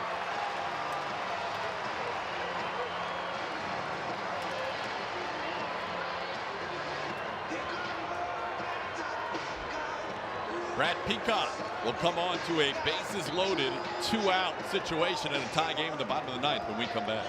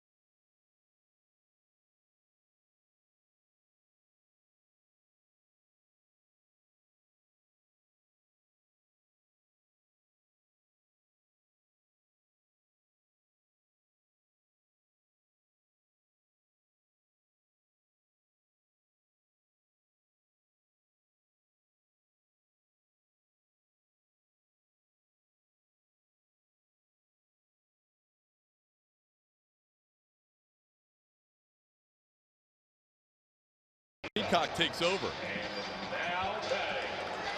13th game this season. The whip is under 1.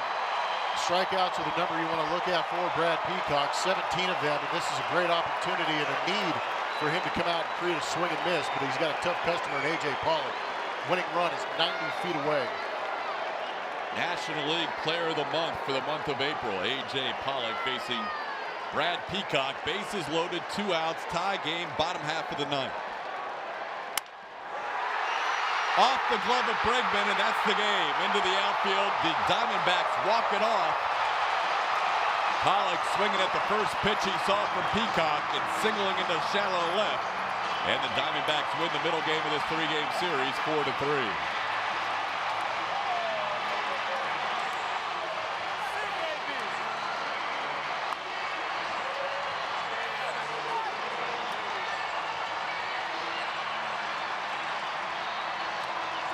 Walks ended up hurting both sides in this game. 8 walks issued by the Astros, 6 walks issued by the Diamondbacks. The Astros lose 4-3. We'll have more, including the postgame show, coming up next.